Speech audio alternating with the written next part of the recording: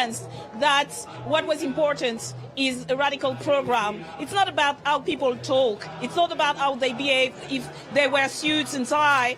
It's about what you stand for. And I think if I may talk about Jean-Luc Mélenchon, it showed over the past decades, he is the one who rebuilt the left, a real left. He's the one we got 22% of the votes at the previous presidential election. He is the one that made this alliance possible.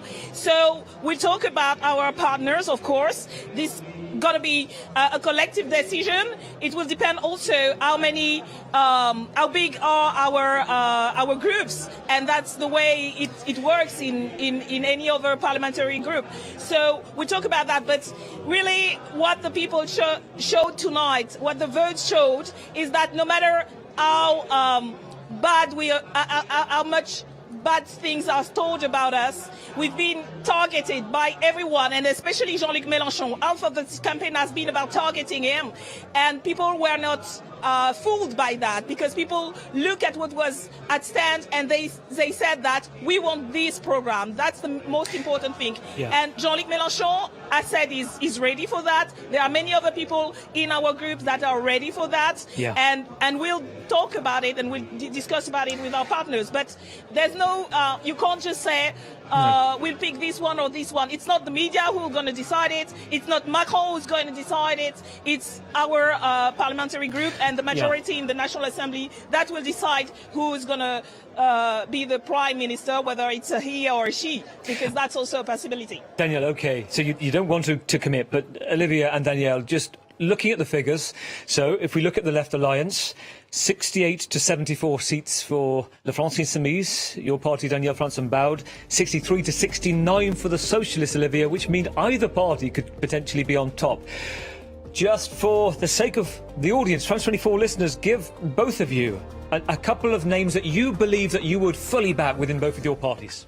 Olivia. I think that we need to gather. So as we don't have any... That's not a name. No, that's not a name. I'm not going to give you a name tonight.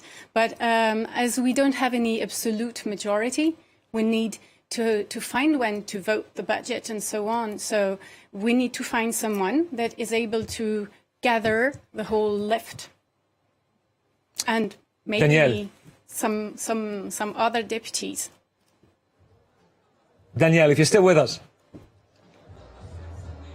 Yes, I'm still with you, but you know, it's not a presidential election. It's not about one person. It's about a parliamentary group who is able to implement a program. Really, it's not about picking the most likable or the one who has the most bright smile. Really, we're talking about politics, how we change everyday's life for millions of people in this country. We got to have someone who is able to stand strong and fight for the people. I think those are the thing that people are asking us to do, to fight for them and to change their lives. And the person we're going to choose and propose as Prime Minister should be someone who is able to do that. I think that's the main thing that people are waiting for right now. Well, Raphael Glucksmann, who was the big figure getting you together, the figure for the European Parliament, figurehead within the alliance now, saying tonight we have to behave like adults. It seems both of you are clearly disagreeing agreeably so far. We want to behave like adults. Let's bring in Arnaud Destier, who's been here for some time and we haven't had a chance to speak to you yet, sir. Good evening. Just to remind our viewers who perhaps might be tuning in now, you are part of that breakaway grouping within Les Républicains that went to go join the national rally. When I heard you were coming on set tonight, I was getting ready to say, congratulations. All the polls were saying you would have, at the very least, the most seats, if not an absolute majority. You're in third place. Yeah. What's gone wrong?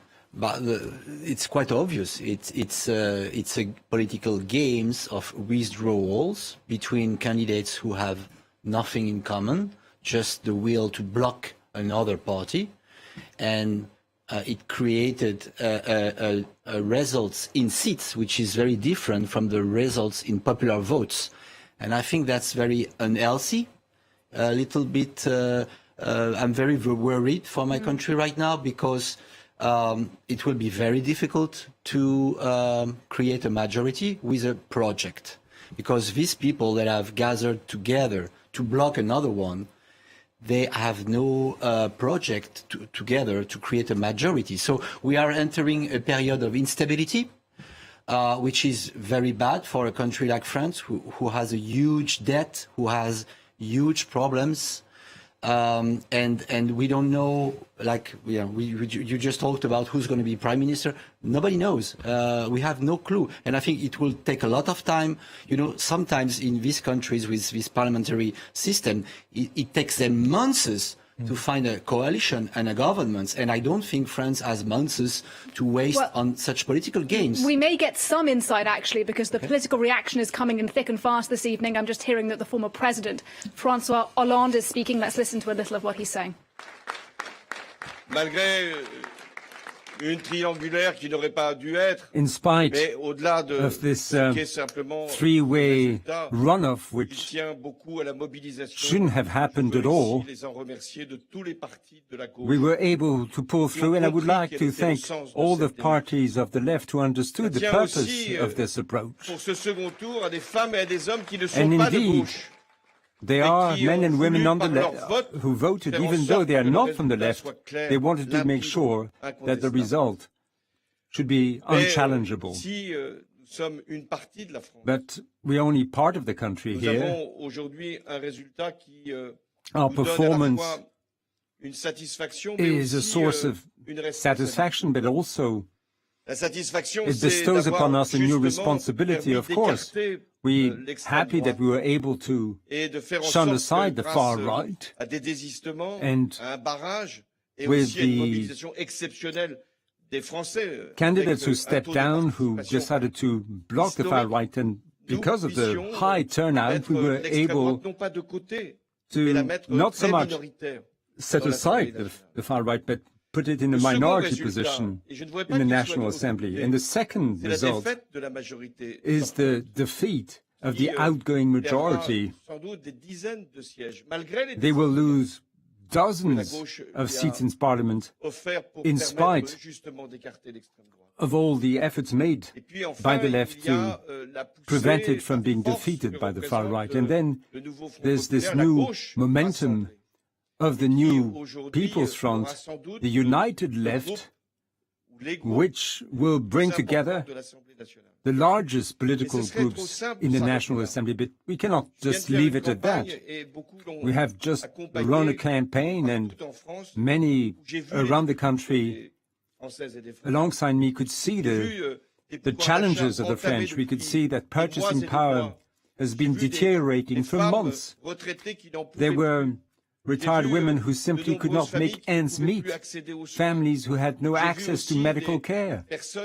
I saw people whose daily lives are made impossible by challenging conditions of transportation and housing.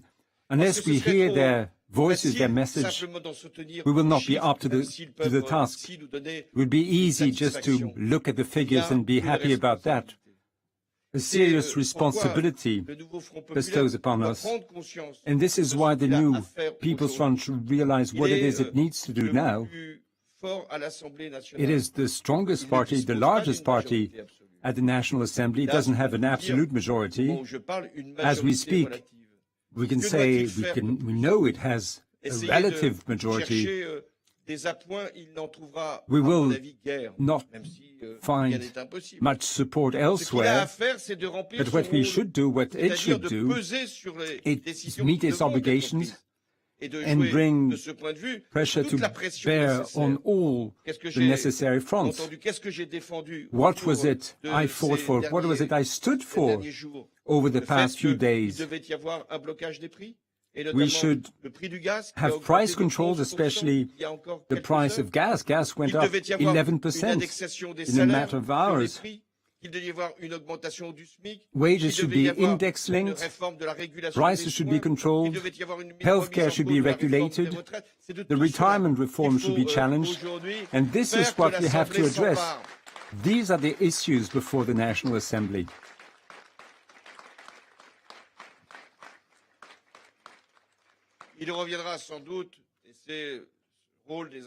Of course, it will be for institutions, it will be for the French president to take the necessary steps, but it is Parliament, the National Assembly in its format. It will rule, it will decide in the end. This is what our institutions have made possible in a parliamentary democracy.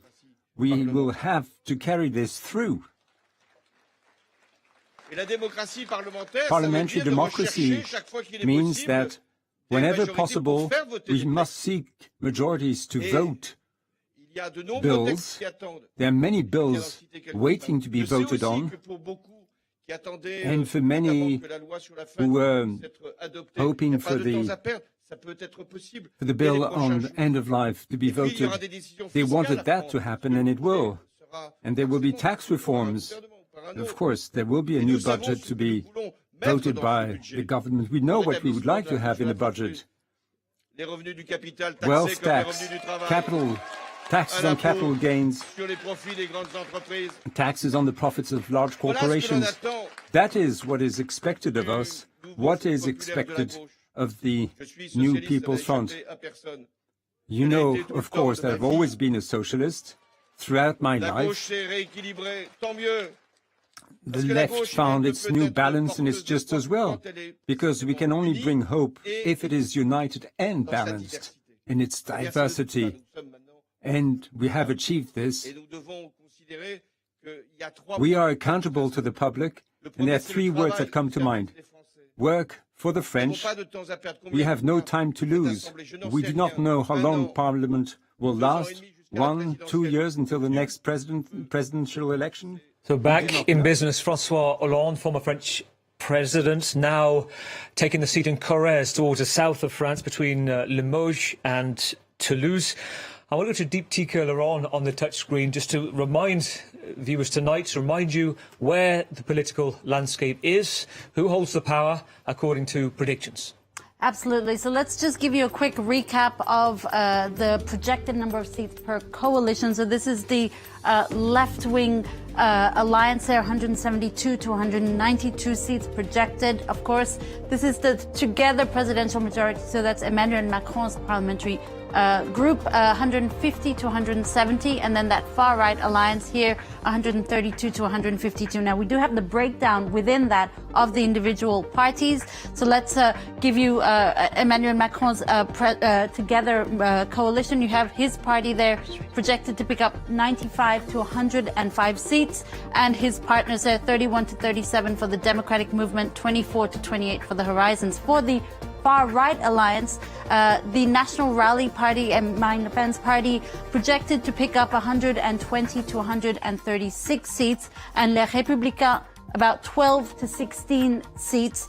And then you have, of course, a new Popular Front, really the big winners of the evening, if you like, with that four-party coalition there.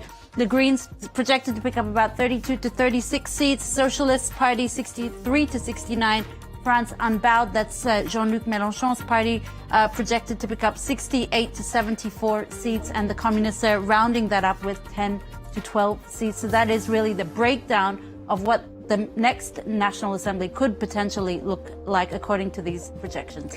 Deeptika Laurent there helping us crunch the numbers as we digest this extraordinary night in French politics, that political upset with the left-wing alliance doing far better than had been anticipated and coming out ahead, potentially now in a position to form a government. Well, we are going to lose shortly Arnaud Dessier of the National Rally. So just one final question to you, sir, before you have to leave. We were speaking before about what went wrong. You blamed effectively the voting system, this two-round voting system. Isn't it also, though, the kinds of policies that you were selling the French people? Issues of dual nationality, for example, of how immigrants would be integrated into France. That kind of language was divisive, and as we can see from these numbers, it hasn't convinced lots of people. No, it has convinced more than 10 million people. And politics is always divisive. That's the reason of democracy. You have to be divisive, otherwise you're selling nothing. And I think if you look at and the people choose, But the democracy has been created to manage these divisions, which are normal. There is no problem in divisions by itself. If you look at the program of the National Rally, and that's the reason why I joined it, it's because it's no different from the program of the right that I knew when I was a student. RPR, UDF, they had a common platform, and in the 90s, and it was harder than the one of the National Rally. So the problem is on the right. There is a problem on the right, which are being frightened and afraid by the language of the left, and they have to think about that, especially from my political family, les Républicains. They really have to have a deep thinking about their lack of strategy, because refusing all alliance on the left and on the right, it means that you lose and you're going nowhere. And meanwhile, the country will be managed again by an alliance between the center and the left, or the left and the center left. We don't really know tonight. But I'm not sure that's what the Republicans wanted. I'm not sure that's what the people wanted, because when you see the popular vote in the European election and the first round, there was a clear signal that clear difference to the results was tonight. The one gathering the most votes. And if we were in England, we would have a crushing majority tonight. Well, in England, the voting system is different as well. Yeah. When you look at, just worth saying, your situation, Arnaud, you were one of the architects of Nicolas Sarkozy's presidential success back in 2007. If you went back to the you of 2007, would you be joining with the Front National, as it was then? Yeah, I think we should have done that a long time ago.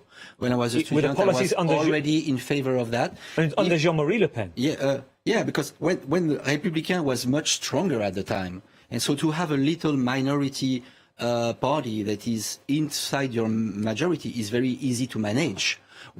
And now that's the total opposite, and it's a more difficult situation to manage. So for me, it was always necessary to do that. Otherwise, you're just giving power to the left, and that's what's happening tonight. I ask you that because Marine Le Pen said she was getting rid of anybody considered the detestables within her own party, moving aside her father, moving aside those who had Nazi, neo-Nazi links. And yet you're saying even then you would have still joined the party. Yeah, because there is always an extreme left and an extreme right in any country. You have to manage them. In the 70s, there was an extreme right. The Republican Party took them into the party and made them moderate people. You know, that's how you manage the extremists. You welcome, and by the way, that's exactly what the left is doing has done right now. Well, I think it's a good thing. You take the activists and you take them inside the system, and they are not activists and extremists anymore. That's the beauty of democracy. That's how it should work. Christoph Eisberg has joined it, shaking your head as Arnaud's talking. You clearly disagree with the fact that he would consider 10 years ago joining the National Front. 20 years ago too. I think it's an interesting statement what you just said. First of all, you mentioned that you thought that politics was the art of division. It was how to work about division.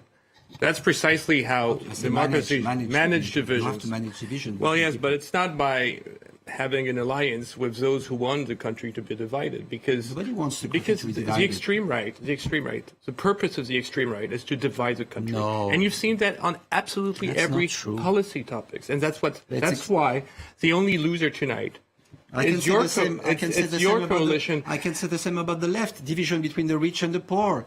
Between the Jews and the Muslims. Of course. So you think that you're talking on French television to say that politics is about division between the Jews and the Muslims? No, are we kidding? Are we kidding? Your lies. You just talked about your lies on the extreme left are doing that. You just talked about it. Your lies. It's absolutely your crazy. Lies on the extreme left against everything about our republic. Are using the problem in Palestine to gather votes from the Muslims against the Jews. There shouldn't be any division between the Jews or the Muslims. It's absolutely crazy to tell this on French television tonight. I'm just saying that's exactly what you're doing. You are doing exactly this thing. So what are you talking about? That's what you're doing. Using the Muslims' votes against the Jews. Let's clarify what's being said here. You are accusing the left of stirring up aggression, and because of what's happening in Gaza, and that is encouraging more Muslims to vote for them. That's your accusation. There are more Palestinian flags in their rallies than French flags. What does it mean? Is that factually accurate? I'm not so sure. No, of course it is. Everybody has eyes to see the images. Christopher Weisberg, it is true though that it's been a divisive campaign, and the Israel-Palestine issue has come up, hasn't it? Sure. And it's been an issue on the left, arguably anti-Semitism. It's fair to say that, isn't it? Well, first of all, I'm not part of the left. I'm a member of the President coalition, which is called Ensemble, which precisely is not about this. The two extremes, the extreme left and the extreme right, are made to divide the people. So as you just mentioned, the extreme left is raising the issue of Gaza when the extreme right is raising the issue of dividing the Muslims. No, absolutely. That's good BS, but that doesn't mean anything. That doesn't mean anything. What I'm saying is that tonight, the bet that you made, that was completely against everything that your leaders standed for so many years, precisely Mr. Chirac, who always made a clear border between the extreme right and the right. And this call was a clear loss, and that's what's the result of tonight's election. If you ask me, it was a mistake, because there is no such clear division. There's no such like clear I division. Said, no, there are like 10 guys from there is who no fought just division. Like you, there is and no most such people division. lost. There's no such division between the Republicans and the National Rally nowadays. It's not true. Olivia, we're from the Socialist. Absolutely. Let's hear from Olivia. Shall we? You're talking about the left. Let's hear from Olivia, who from the Socialist Party is a specialist of fake news and so on, so he knows what he's talking about. But I mean, this is not just the point for the French people, the separation you talked about. And I'm sure that the French people are not that divided. But the far right used, for sure, the immigration theme to make the people get against the others. And you are the one, you belong to this strategy. You chose this, and you chose to divide people, the French people. And tonight, they said, we don't want that. And this is the defeat of your strategy, of the Ciotti strategy tonight. So I just want to say that I think that for the French people they want change, and they want us to get involved in their everyday problems, like the buying power and all the end of the months and so on. It was François Hollande told about that, about the retirement reform. Yeah, retirement. Yeah. Let's stay with this. We're going to continue this conversation, but I want to go to where the gathering is of the National Rally, and let's bring in Catherine Norris-Trent. Hi there, Gavin. Well, the gathering here tonight has already thinned out considerably because, of course, people here were telling me they hoped to come in first place. And before the results were announced, I spoke to a lot of people who were hoping to get an absolute majority in Parliament. Obviously, according to the exit polls, that doesn't seem to have come to pass. If I've been speaking to people about how they've been feeling that here, and I'm joined by an RN activist in the Paris suburbs. He was out campaigning. Matteo Giamaresi. Matteo, how are you feeling tonight with these results? To be honest, I'm feeling quite happy. We have to see the facts. Right now, we nearly double the number of deputies we have. And something we don't see with that type of election, when we only see the winner, we only see the deputy. We don't see how many people went to the second round for us. That's something incredible for us. We're the first party sending the most people. Sorry, excuse my English. The most people. So that's important. And at the same time, we have to see our friends give us a lot of trust. They give us some trust to have 150 deputies. They give us some trust to still have that many deputies with Macron and Mélenchon doing the worst group they could. They insulted each other all year, and now they started again, to be honest. They insulted each other all year, but at the same time, first they're starting to see that they may be starting to lose. They want to be friends and they want to work all together. They're just doing everything to stay in place, to still have their seat. And I can respect that in a way. I respect the communication. They're really good for that, but they're really bad for France. Now, Jordan Bardella, your party's leader, just came on stage here and in a rather bitter speech called that alliance an alliance of dishonour. Would you agree with that? Exactly. We got Macron firsthand.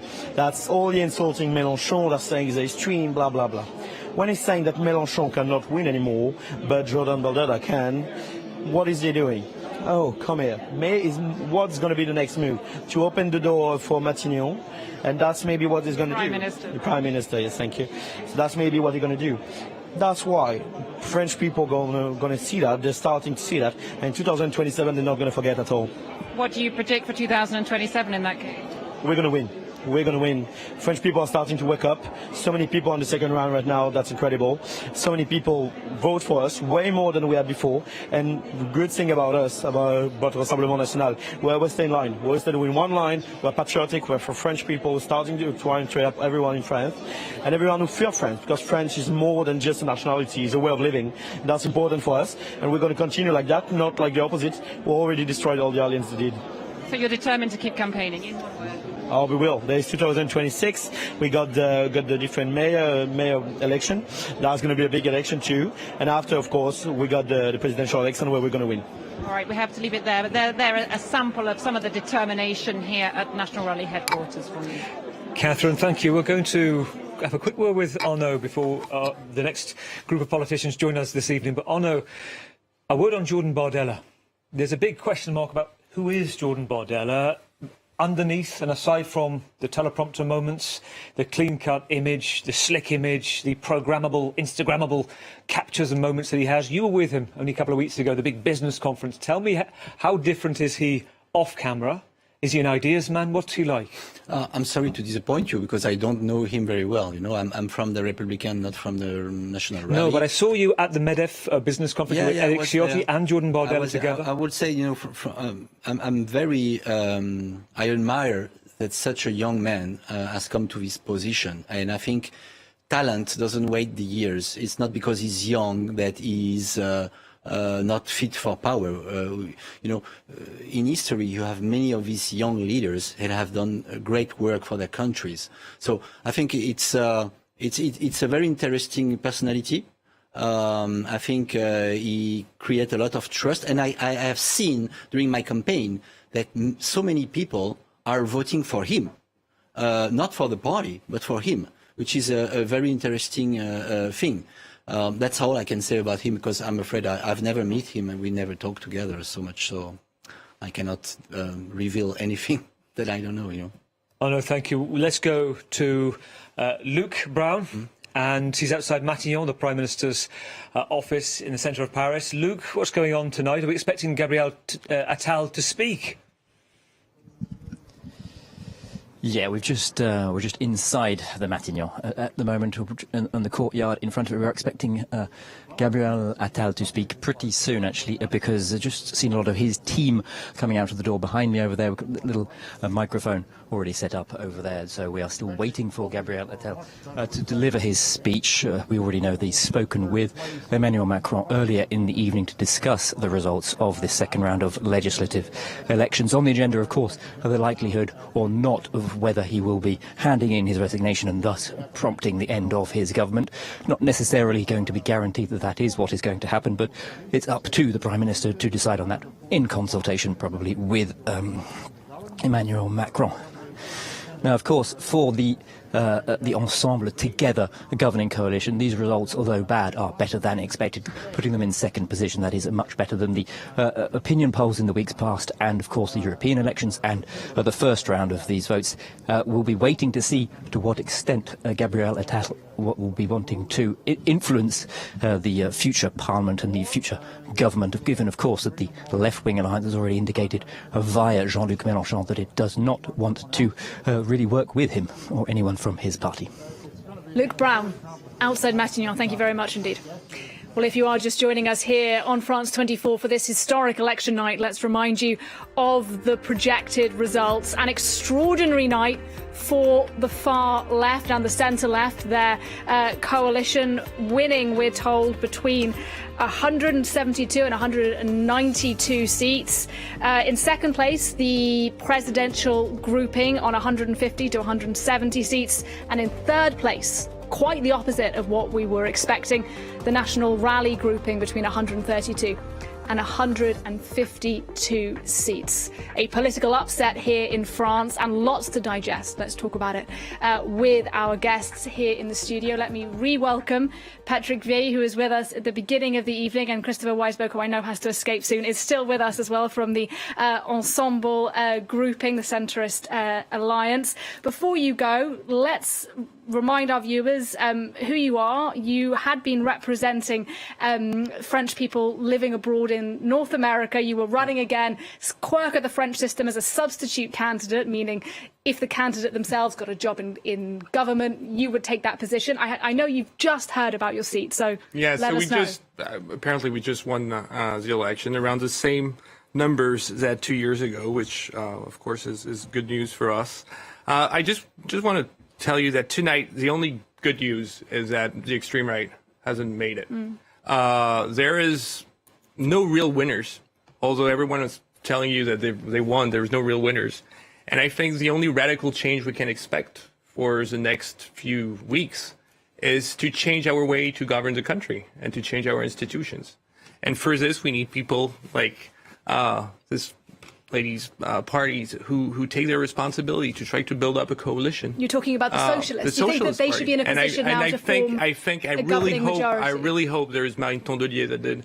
From the Green Party. From the Green Parties that also had very clear statements about this. I think there is a way to create a greater coalition of people who believe in our values. And if we do so, it will be a major change in the ways this country has been ruled for the past 70 years. Well, I'm pretty sure that the left-wing party, France Unbowed or La France Insoumise, would say that actually it shouldn't necessarily be a sort of centrist rainbow grouping, including your Ensemble grouping, but it should be them. It should be a left-wing party governing the country now, given the fact that they have apparently won the most seats. What do you think of that? I mean, there's been some discussion this evening that La France Insoumise is a party of the extremes. Do you think that's true? Well, you know, last week I was saying that I will never put on the same level the extreme right and the extreme left. Because? And I was very clear, because the extreme left stands for some values.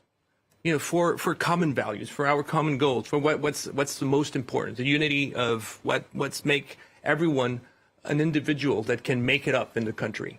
But I'm going to tell you, for the past few weeks, and since I've said that, a lot of people in my district were saying that they didn't want to see Jean-Luc Mélenchon as a prime minister. They didn't want to see La France Insoumise being back in the game. And so I think that the opportunity for the socialists, for the Greens, is to actually get out of this crazy coalition that doesn't make sense, that is the opposite of what they stand for. Mark Perelman, there's been lots of conversation this evening about who might be France's next prime minister, given those four groupings within the left-wing bloc. You heard Christopher Weisberg saying there some concern about Jean-Luc Mélenchon from his centrist grouping. What are you hearing? What's your expectation as to what happens now? Well, I just listened in the past few days to some statements made by nearly all the other leaders of the left. Jean-Luc Mélenchon will not be Mark, we'll Prime come back to you in a second. We're hearing from the Prime Minister, Gabriel Attal.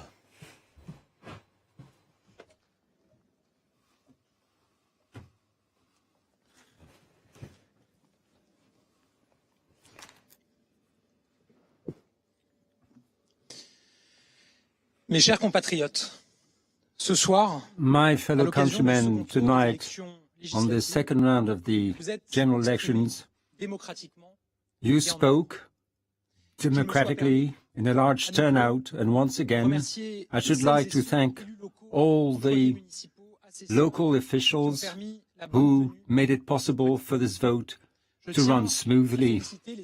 I should like to congratulate the 577 members of parliament who've just been elected. Each of them owns part of a national sovereignty, which is our dearest property. All these members of parliament represent the country. Ladies and gentlemen, I did not decide on the disbandment of parliament, but I decided To fight this campaign, my commitment was a duty from the beginning of the campaign. I alerted on 3 risks: the risk of an absolute majority from the insubmissive France, an absolute majority of the far right of the National Rally, a France disconnected from its values and its beliefs. These 3 risks have been brushed aside by the French. Tonight, no absolute majority can be driven by the extremes, and this is because of the French spirit. So committed to the Republic and its values. Our political discourse, that of the Republic and progress, that of authority and work, that of ecological transition and the European construction. This discourse is very much alive thanks to our determination, the strength of our values. We were able to hold on, and we are still standing with 3 times as many members of parliament as was initially believed by the first estimates. My thoughts go out to the candidates of the presidential party, especially those who lost the election, those who stepped down between the 2 rounds. I would like to tell them all my thanks, my absolute loyalty. Ladies and gentlemen, becoming the Prime Minister was the honor of my life. Everywhere I went out to meet you, to listen to you. Everything you told me made me think about the country, and the bond between us is the closest thing is the dearest thing I have. My political party, even though its performance was 3 times better than initially expected, is still not a majority, and so therefore, in line with Republican tradition and in keeping with my principles, tomorrow morning I shall resign from my post. I know that in the light of tonight's results, many of my countrymen are concerned about the future because there's no absolute majority in Parliament. Our country is facing an unprecedented political situation. It has to face the world in a matter of weeks. Of course, I will abide by my role as long as necessary. This is my responsibility for the country. I have a sense of duty, respect for the people. This is the role of the Prime Minister. Ladies and gentlemen, tonight, a new era is unfolding, a new era for the nation. As of tomorrow, the center of gravity, because and by the will of the people, will be in the hands of Parliament, the representatives of the nation, and therefore in the hands of our citizens. We have a huge responsibility. I will not accept that the political offer should be divided between 3 blocks, each side trying to overcome the 2 others. This is not France. This is not the French people. This I shall never accept, especially tonight, as the far right is achieving a historical performance. When many French voted for the extremes, I shall tell every one of you, I respect all of you, regardless of your choices, because there are no different categories of French, those who were right and those who were wrong, those who voted well and those who voted wrong. Some lives are more difficult than others, and it is for us to make better those who have difficult lives. My hope is to appease, to unite, and to act with a clear method, never betray our values, never forge alliance with people with whom we have nothing in common. This is a new era for our candidates. We will have to come up with something new, something big, something useful. And for this, we will have to accept that everything can be challenged. As of tomorrow, we will have to build a new political offer.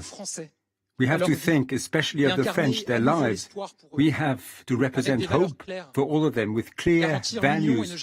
We have to guarantee a union of the country and not division. We have to be humane. while being diverse, we have to provide security to be on the side of those who believe in France. We have to be on the side of our countrymen at all times.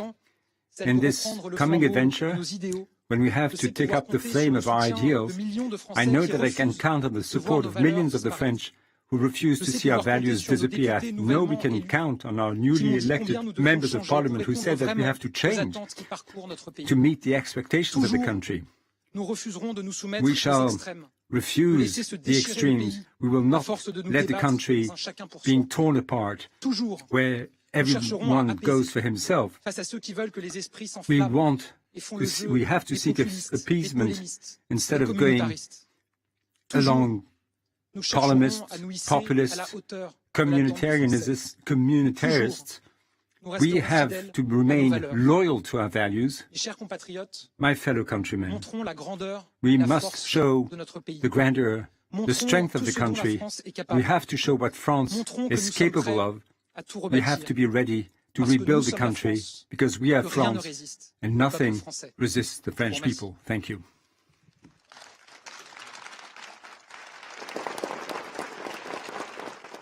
We are watching the sunset speech from Gabriel Attal, the last speech as Prime Minister we expect, going to offer his resignation to Emmanuel Macron in the morning. Now it is almost to the moment, exactly 4 weeks, where we're bringing you the news from President Macron calling snap elections, and now his Prime Minister is going to go in the morning. Let's bring in Mark Perelman. Your reaction to that? It was interesting, obviously, to be expected. There is no majority, clearly not for the Macron camp, so he will hand in his resignation. He might stay as caretaker because he mentioned the Olympic Games, which are very close, so he might stay because there needs to be time to form a coalition, designate a new prime minister. What's also interesting is that he began by saying, I didn't choose to call that election. This is obviously a way to respond to Emmanuel Macron, who imposed it on him, informed him at the last minute. He also said that the center of gravity would now move to Parliament. And this is yet another stone towards Emmanuel Macron. We know there's been a lot of tension between both men right now, but he's right in saying that there's a new era opening right now. It's also interesting to report some declaration by other political leaders. The man who was Emmanuel Macron's first prime minister, Edouard Philippe, saying tonight that he's ready to participate to a coalition that would exclude the far right, to be expected, the National Rally, and France Unbowed on the far left. This is essentially a way for him to call for the socialists, the Greens, the communists to leave the alliance they put together at the last minute for this election. It was a successful move, obviously, but it is only a tactical move. He's hoping that they will agree to form a grand coalition that he's ready to participate in. There are other leaders who might participate in. Marine Le Pen telling our colleagues from TF1 that it is only a deferred victory for the National Rally, because yes, on its face, it's a defeat, no way around it for the National Rally, but maybe not for Marine Le Pen, because her eyes are trained on the next presidential election. And in a way, if the National Rally had the majority, especially relative majority, it might have been difficult for 3 years, and she might not have been in the best position for the next presidential election in 2027. Sandra Gozzi joins us in the studio, Renew MEP, friend of Emmanuel Macron. We spoke only a week ago at the first round. I ask you this now, the result is clear. Now Gabriel Attal has spoken, offering his resignation. Do you think somebody needed to say to Emmanuel Macron on the 9th, sleep on it? Don't call it just now. No, because democracy has worked very well, because the French proved to be a great people that are able to say no to the extreme right, and because the National Assembly was blocked because of lack of will of both the right and the left. And now I hope that they will hear the message of the French citizens that have said three things. The first, no to the extreme right, no to Marine Le Pen, no to Jordan Bardella. For obvious reasons, between the first and the second round, the mask has fallen, and they saw finally who they really are. They are incompatible with the values of the Republic, they are incompatible with the French commitment to the European Union, And they wanted to draw a distinction between the French according to the origin, all that the thing that we know. Then they say that we want the political force in the parliament to do the job. So I would say that we enter, as Gabriel Attal just said, certainly in a new era.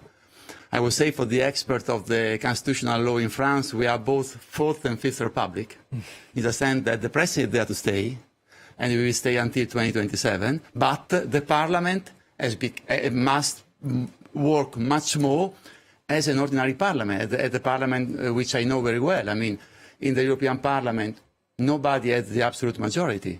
The European People's Party, the Social Democrat, and Renew, we have decided to work together, but there isn't one single group who has the absolute majority. So we work project by project. But another parliament which I've known before, the Italian Parliament, I mean, in that Parliament we started with the extreme right, the populist in government, we ended up with Mario Draghi. Everything is different. There won't be a technician in France, but the Parliament, the German Parliament, the Liberals work with the Greens and the Social Democrats. So I think that also that Macron has been asking for since 2022. Now, if the political forces are serious with the French citizens, they must prove that they're ready to work for the interest of the French citizen. Right, I want to bring in Patrick Vey a second, because you're back with us, political scientist. Worth saying that your book out, A Madman in the White House, you psychoanalyze American leaders. Are there parallels that we can take between US psychoanalysis of politicians, leaders, and what's going on right now in France? So after Macron decided the dissolution of the parliament, there was a lot of commentators who say he's mad, he's narcissist, he's destroying the institution, etc. So the psychology of the president was studied by many journalists and commentators. And of course, it plays a role in politics. And the book you are mentioning is about Freud's book on Woodrow Wilson, which is I discovered in the archives of Yale University, where I teach as a visiting professor. So Macron didn't dissolve the parliament to get the situation he got, because as you noticed, he had announced that he would perhaps speak, and finally he decided not to speak. And he said something which is a recognition that he has lost the control of the situation. He said, I have to wait for the parliament to make the first decision. And that's totally right under the written constitution of the Fifth Republic. And what is the first decision to make? To elect the Speaker of the House. There is no majority, so they have to create a majority to elect the President of the National Assembly, and then to elect what is the second key role of the Parliament, which is called the Rapporteur General of the Budget, the person who is running, controlling the government. So they will have to discuss between the parties who can coalesce how they will elect a majority president and a majority, and so that can be the start of parliamentary negotiation. And if it succeeds, they will tell the President Macron, here is the deal we have agreed on. Now let me add something. Marine Le Pen and Jordan Bardella won the record of seats extreme right has ever won in a history of the French Republic. Many of the seats, they lost them at 2 points of majority. If the coalition that is everybody talking about doesn't achieve anything, doesn't respond to what the French people has expressed by their vote, rejecting Macron and electing a left-wing relative majority, then the next time will be the time of Marine Le Pen. So it's a very complicated situation. The parliament is, the political party is a big challenge for them. And there is a pause tonight because there is a relief that the National Rally has not won, but the pause will not last long. Well, let's bring in Olivier Polsky on that. Give us your sense within the Socialist Party. What is expected to happen within the next few days now? I want to say something before. Go ahead. I wish I heard more self-criticism from Gabriel Attal and Emmanuel Macron. I think they have to show, and we all have to show the French people that we understand they want change. And if we, there will be a change, that this is the end of the president leadership. And this is the beginning of a new era, which is the time of the parliamentary democracy. So that's a big change. And but this is not directly the change for the French people. And we have to talk to them. We have to talk to the National Rally voters, that we heard that their anger, we heard their fears, and we have to bring solutions. So there should be a parliamentary democracy, and we have proposals. We, the left, we have a program. So we need now to talk about the proposal, the future reforms we're going to make. If you're just joining us on France 24, the images we were showing you live just a few moments ago were from Place de la République, where left-wing supporters of that new Popular Front alliance are gathering in large numbers. Those are the scenes at 9:30 this evening here in Paris. Quite remarkable images indeed. I want to bring in Sandro Gozzi to respond to what Olivia was just saying there. She said, look, the president and the prime minister need to reflect, don't they? And she said she didn't hear a lot of that in Gabriel Attal's speech. We are only here because the president called this election long before he had to. She's right, isn't she? Where's the contrition?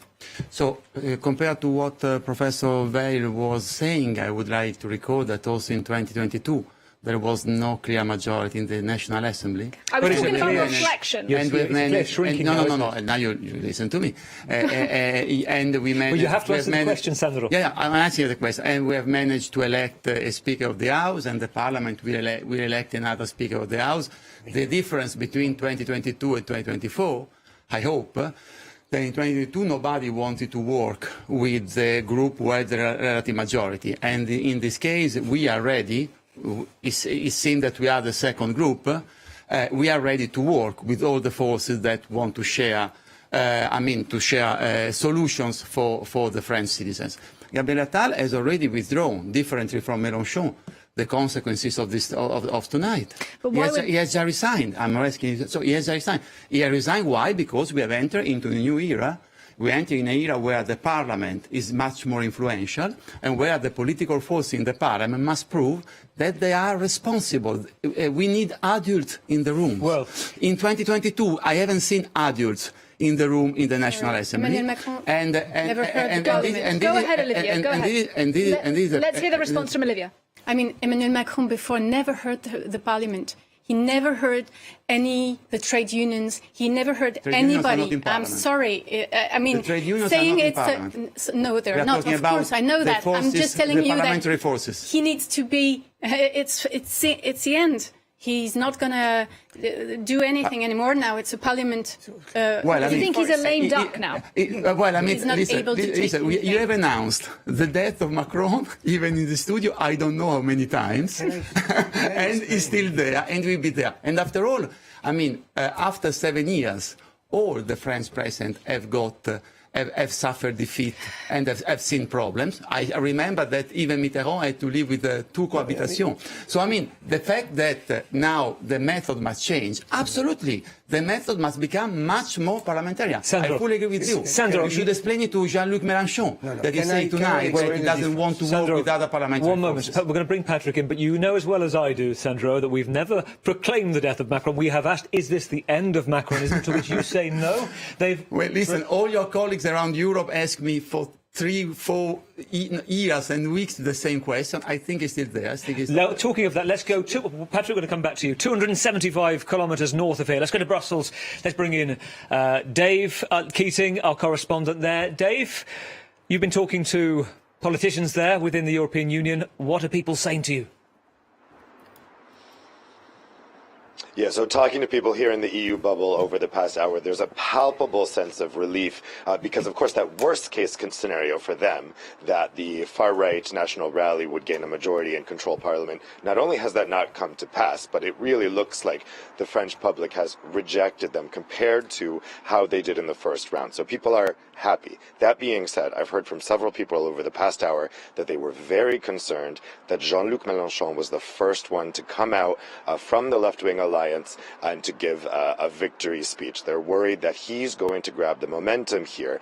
In many ways, his far-left France Unbowed party is as anti-EU as the National Rally. There is not much love for him here in Brussels, and a parliamentary majority coalition where the far left was calling the shots could also be quite problematic for Brussels. You could still get a situation where the parliament was refusing to implement laws that have been passed at EU level. I think that's unlikely, but people were alarmed. I would say I've heard this from several people over the past hour. They were alarmed that he was the first one out. Well, particularly in the 13th floor behind you, I think people, not just the head of the EU Commission, Ursula von der Leyen, where her office is, but I think people in Brussels probably be sleeping easier tonight, given the fears of the nationalist feeling of the National Rally.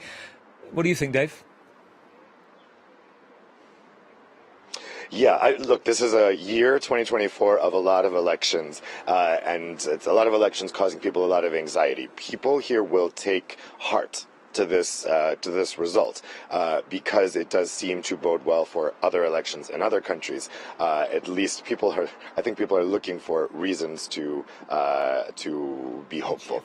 And so certainly we've had two elections this week that will have made people here in Brussels fairly happy. But that being said, there is a huge period of uncertainty going forward, which you guys have been talking about tonight, that we don't know who the next prime minister will be. We don't know how difficult it's going to be to try to get a majority in this next parliament. And so it's certainly a feeling of relief for people here in Brussels. I think they'll be sleeping easier than they thought they would be. However, there's still big uncertainty about what comes next. Dave Keating in Brussels. A reminder for those watching France 24, this is how the projected results look tonight.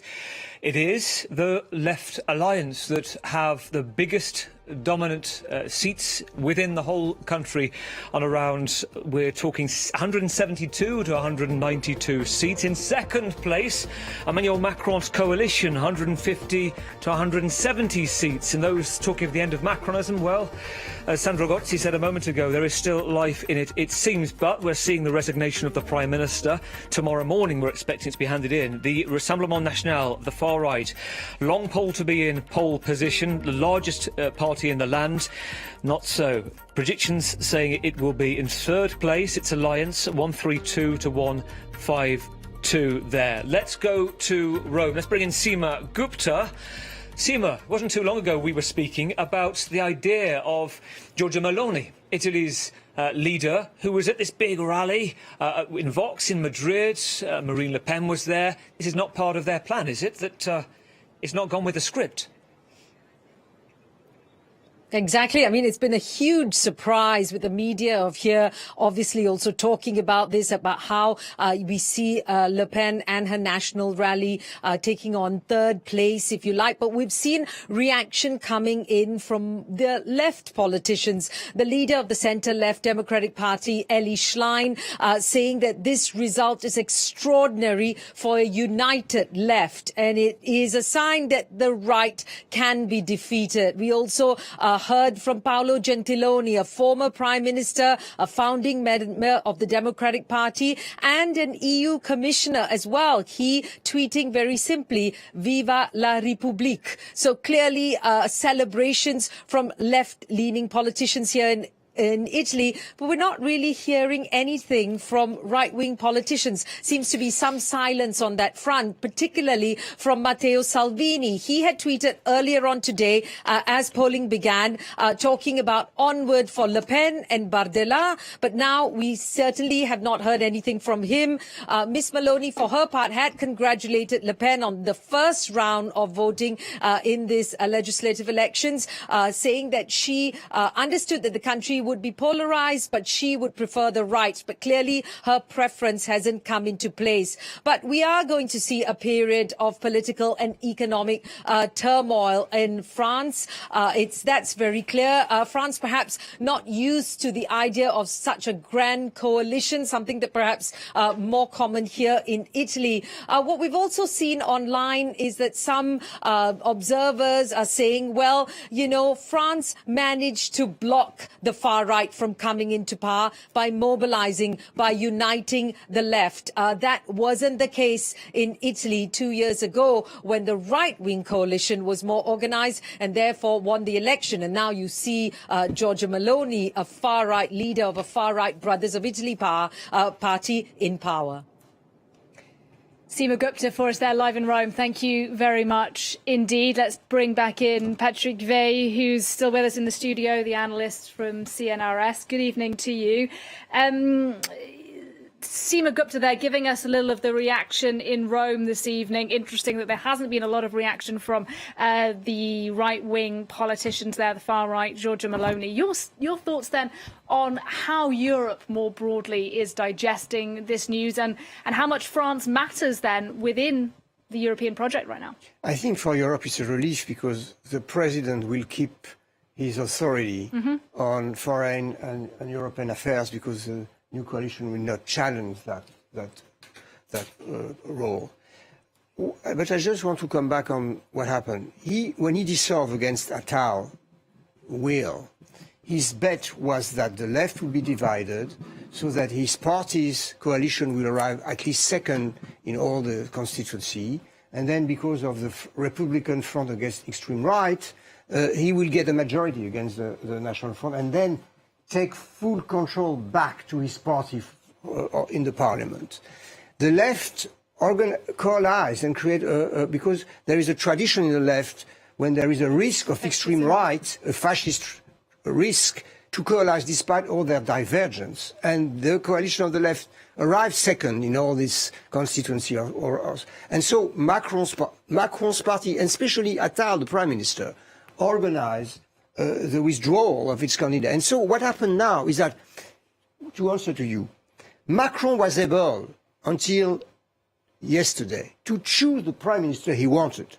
He get rid of Elizabeth Borne, choose Attal, and he could have get rid of Attal and choose another one because he had a relative majority in the parliament. What happened with the new parliament, that he has to wait for the new parliament to tell him who can be the prime minister. That's a big change in the forces of in the relation between the president and the congressional majority.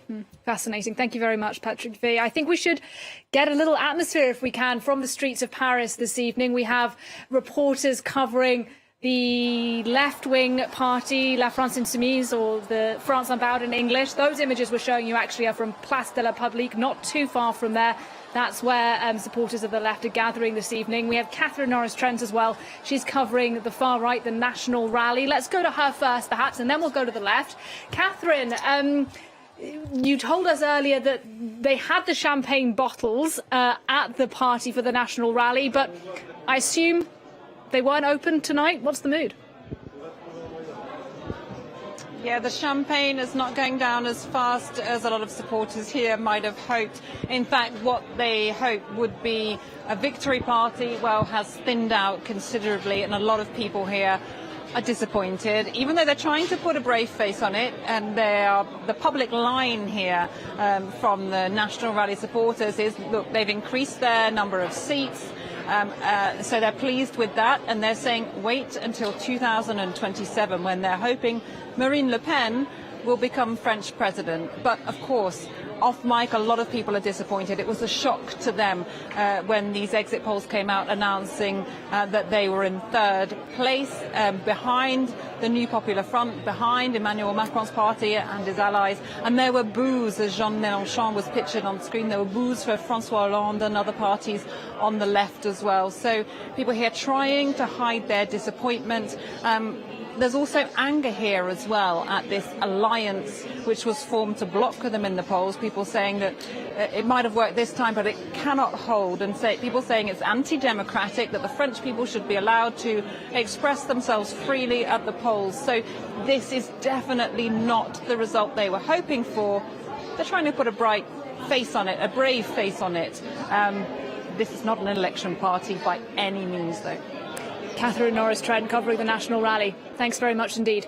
Well, let's cross to the other side of Paris. Yinka Oyetade is our reporter covering the LFE. Yinka, I imagine a different atmosphere where you are this evening. a very, very different atmosphere to what is going on at the National Rallies camp.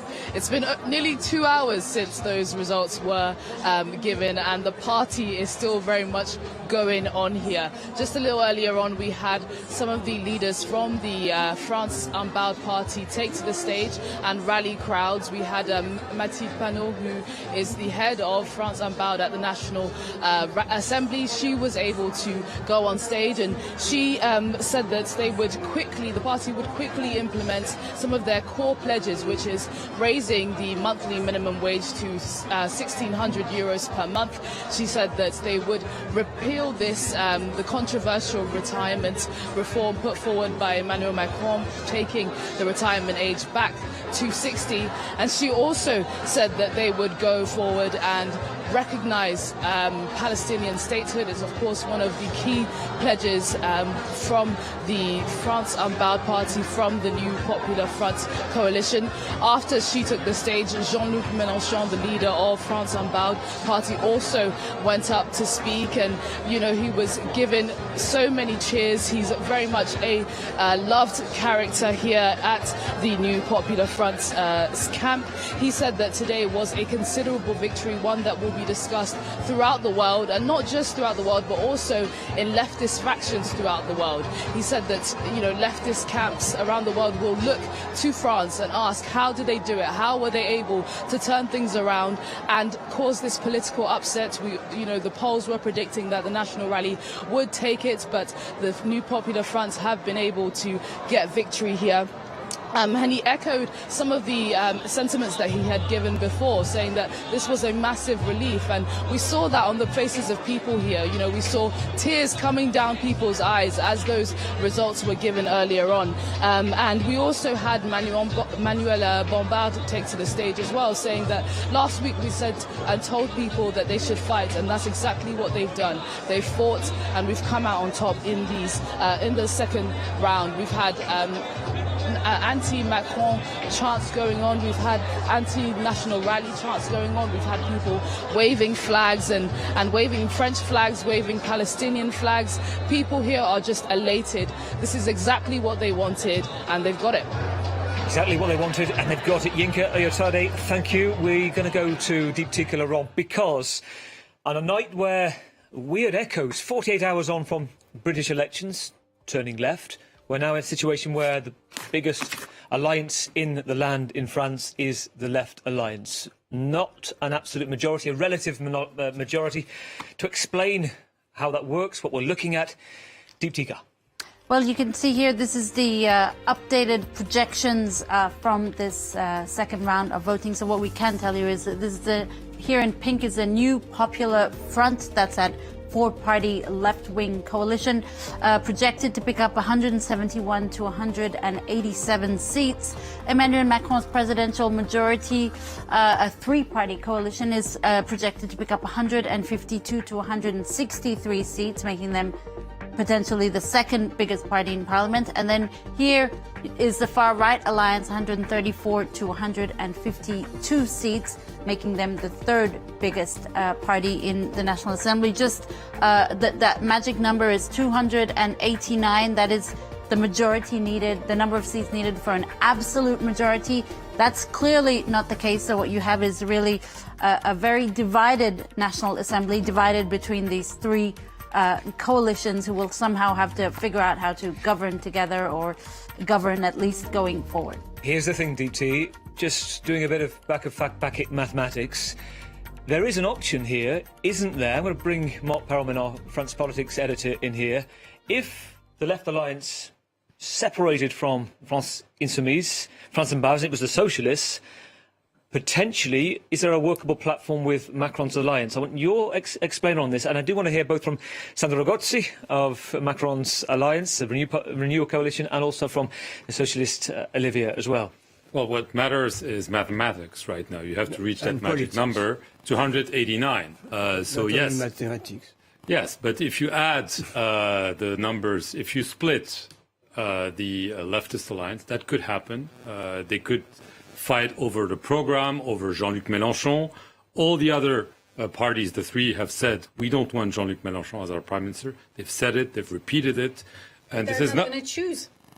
Sorry. Yeah, no, but they don't want Jean-Luc Mélenchon. So you could argue, Emmanuel Macron also has said we don't want LFI. So he could say, okay, let's sit down together. If you add the Macron camp, the socialists, the Greens, the communists, some unaffiliated MPs, you could even throw in the 60 or so MPs from what remains of the conservative camp. Closer to the centre. They're they're closer to the centre than the far right, but that's not such Those a performance. within them who are closer to the centre. Yeah. So you could have a majority. The problem is agree on a name and agree on a program. We heard, and not only Jean-Luc Mélenchon, Olivier Faure, the leader of the Socialist Party, our condition is, let's say, a repeal of the pension reform. This was a hard-fought reform. Will the Macron camp be able to swallow that? Repeal this pension reform that they fought so hard to get through Parliament, and we know how hard it was. And so that's obviously a lot of if, but this is the only other majority that exists. If not, obviously the National Rally is not going to find allies. The France Unbound is going to have a hard time finding allies. So it's either that or you have a hung parliament, and this could be a world of trouble. Olivia, a socialist-led coalition with Mr. Gotzi's party. I think that Emmanuel Macron or Edouard Philippe or everybody from Ensemble is not able anymore to choose the left candidate. They are not the one who can choose. It's over. I mean, it's the result of their strategy. They lost. But you're comfortable with working with France they are not the one who are losing. The France Unbound, as Macron would say, they're out of the Republican arc. They are seen as extreme. We have to be conscious that the next election in the 2027 might be the Marine Le Pen's one. So we have to make choices in order to find just not a coalition, but to find solutions for the French people. If we don't show them that there is a real change, then it would. You can be sure she's going to win on the next election. So this is not just a question of who is going to be part of it. What do we have to propose to the French people? That's the only question. Which reforms are we going to do?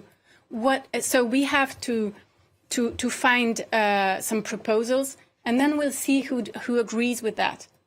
But that's the only thing. If we still think about strategy all the time, tactics, tactics, it's over. So we are in a historical moment. We are relieved. We are happy because it's a small satisfaction. But as Patrick Weil told it, it's one of the biggest, the highest score of the far right. So it's not over. This is not just because we had in Jordan Bardella as a first minister that it's over. So we have to be responsible.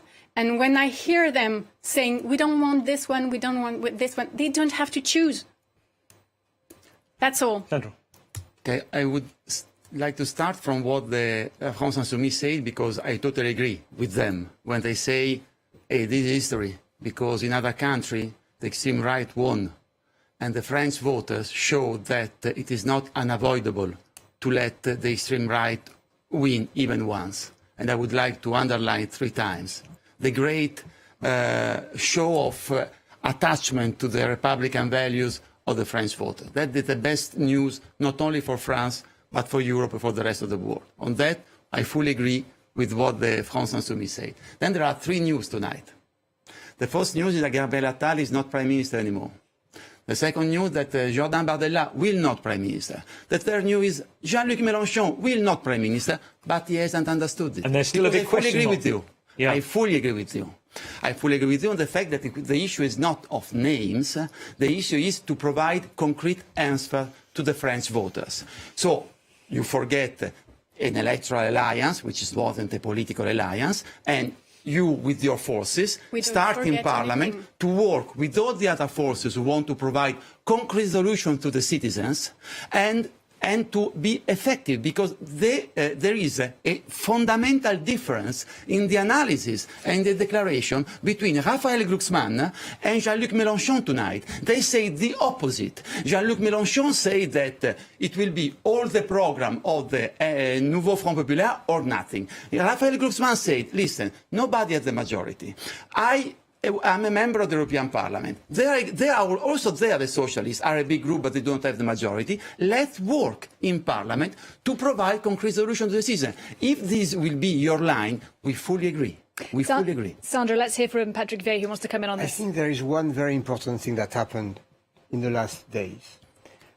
Most of the MPs who has been elected on the left and on the Macron's former majority has been elected by the support either of some Macron voters for the left or from the left-wing voters for the Macron majority. So, and second thing, they fought for the seats very hard, and they have heard the voters. So we have to wait for them to come together in the parliament.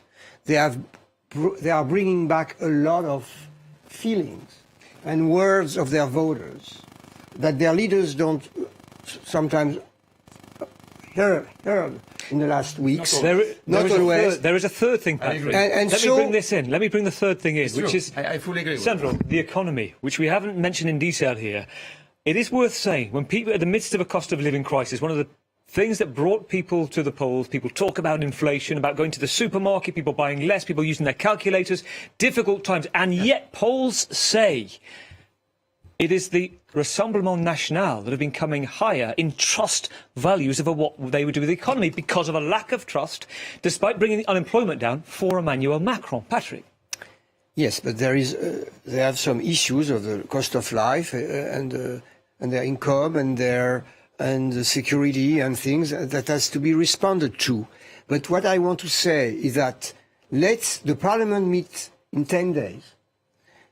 All these MPs will come back to their work, or will be new members, and they will come back with the respect for the voters of other parties who voted for them, and perhaps with the spirit of working together to bring a project, a program, and we have to rely on that. We cannot do much now than to hope that this spirit can I fully agree. They will realize that they are in a parliament and not in a rugby match, like it was in 2022, where we had the impression that it wasn't a parliament, but a rugby field, where or even American football, even stronger.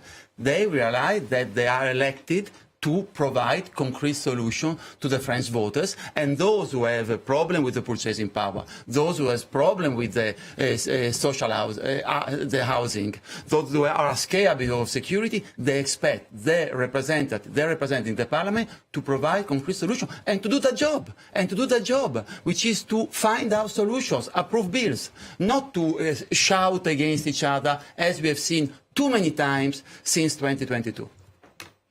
Let's go to Place de la République right now. Cyril Payen is our reporter. I think he's just arrived there amid the celebrations among supporters of the left-wing alliance. Cyril Payen, I hope you can hear me. Tell us what's going on. Well, you can see we are just in central Paris, and night is quietly falling. We are just experiencing the arrival of hundreds, and I would say it could be more than 2,000 people here gathering. The general feeling, as we have been able to chat and talk with people who are just walking in central Paris, is a huge and general sense of joy, of course, with this this news which is spreading of the left, which is leading the polls, but very much too of relief. Indeed, relief is the key word. Everybody has this sense of relief. People are gathering, kissing each other. There is really a sense of joy around here, with people coming here to show their happiness and this relief of this sense of deep relief with the fear that they were sharing of the far right being ahead at the polls. So we can expect this evening to be going very late in the night. There is also a very huge presence of security forces just around where we are standing with Johan Baudin.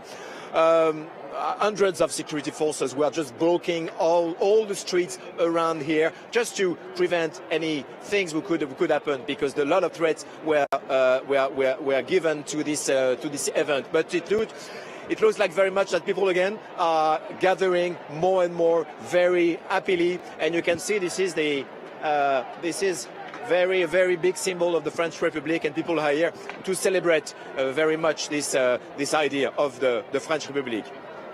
Cyril Payen in Place de la République. Thanks very much indeed. Sandro Gozzi, I know we're going to lose you imminently. Before we let you go, your final reflections on tonight. Not a win for your alliance, but really you didn't do too badly at all compared to what we were expecting. How do you account for that? Well, 3 weeks ago, with those results, we would have got 50 seats. Now it looks like that we got 3 times more, 150. It looks like that we are the second group. This after 7 years of President Macron in power. We know that all the presidents have suffered losses during the mandate in the Fifth French Republic. So I think that and a very high turnout in the participation, in the polls of the voters, with a very good result, a clear no to the extreme right. Now, the point is, will the National Assembly will be able to do its job, which is build up alliances, provide solutions, approve bills, provide concrete answers to the French citizens. Certainly for Europe is a very good news, because President Macron will keep all his prerogative, and the majority of the forces in the National Assembly are pro-Europeans. Sandro, in a Doctor Who-like regeneration of the studio, we have new guests with us. Hélène de Lauzon, the Paris correspondent. Hello to you from the European Conservative. Good evening. And we also have Ana Navarro-Pedro, a seasoned Paris correspondent for Portuguese media. Before you go, let me bring this to you and show you this. You're an optimist. This was the map. As you can see, the yellow, 2017, 350, majority for your party, the coalition. 2022. We see it shrinking. They haven't got it. They've got what you call an almost majority. They had to work. Now we've seen a sudden shrinking again. Now, this was a pop-up party back in 2017. Isn't the problem with pop-up parties? They go pop. They go pop. No, I think that also these, we have been very quick in the analysis of the deaths of the centre, and the most disappointed are your colleagues in Italy, in Rome, and your correspondent said very clearly, because they had already celebrated. You mean the far right? The funeral of the centre and the big victory of the extreme right. It is clear that we are in a new composition, not only in terms of the role of the parliamentary institution, but it is clear that there are 3 poles in France. There is the extreme right, there is the centre, and there is the left and the extreme left. And I would say, among of the 3 alliances, the most consistent is us, because Mélenchon says things which are very, very different from Guzman, because I want to see whether the Republican, who has struck an alliance with the Rassemblement National, will continue in being alliance. And after all, our coalition is the one who is most consistent in political terms. So I think that there is a good basis to continue our work, to give answer to the citizens, and to play an important role in Europe. Sandro Gozzi. Thank you. We'll let you go. Thank you. Thank you very much. Good evening. Thanks very much. Bye-bye. Well, let's go to Yinka Oyotade. She's with the Left Alliance in Paris. It's their night tonight, isn't it, Yinka? Yes, it's very much a party here. We've had music going on all night through.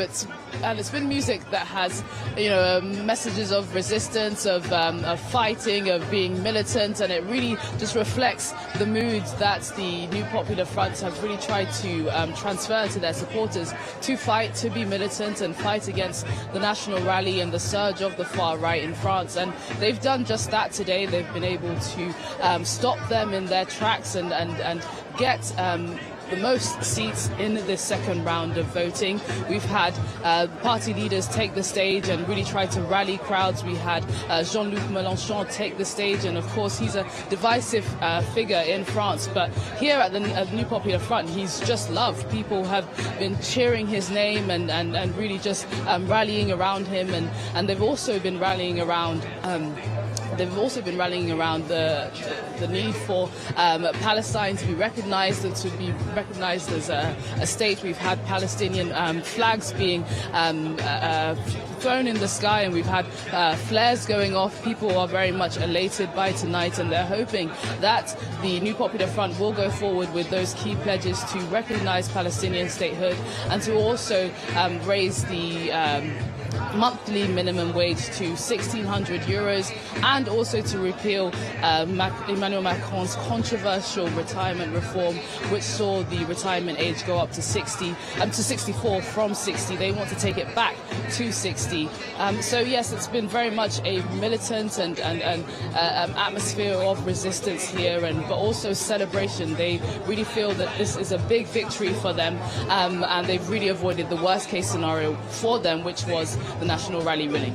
Yinka, thank you. To quote Sandra Gozzi, as we go to Matignon and bring in Luc Brown, the talk of the political death of Emmanuel Macron was greatly exaggerated.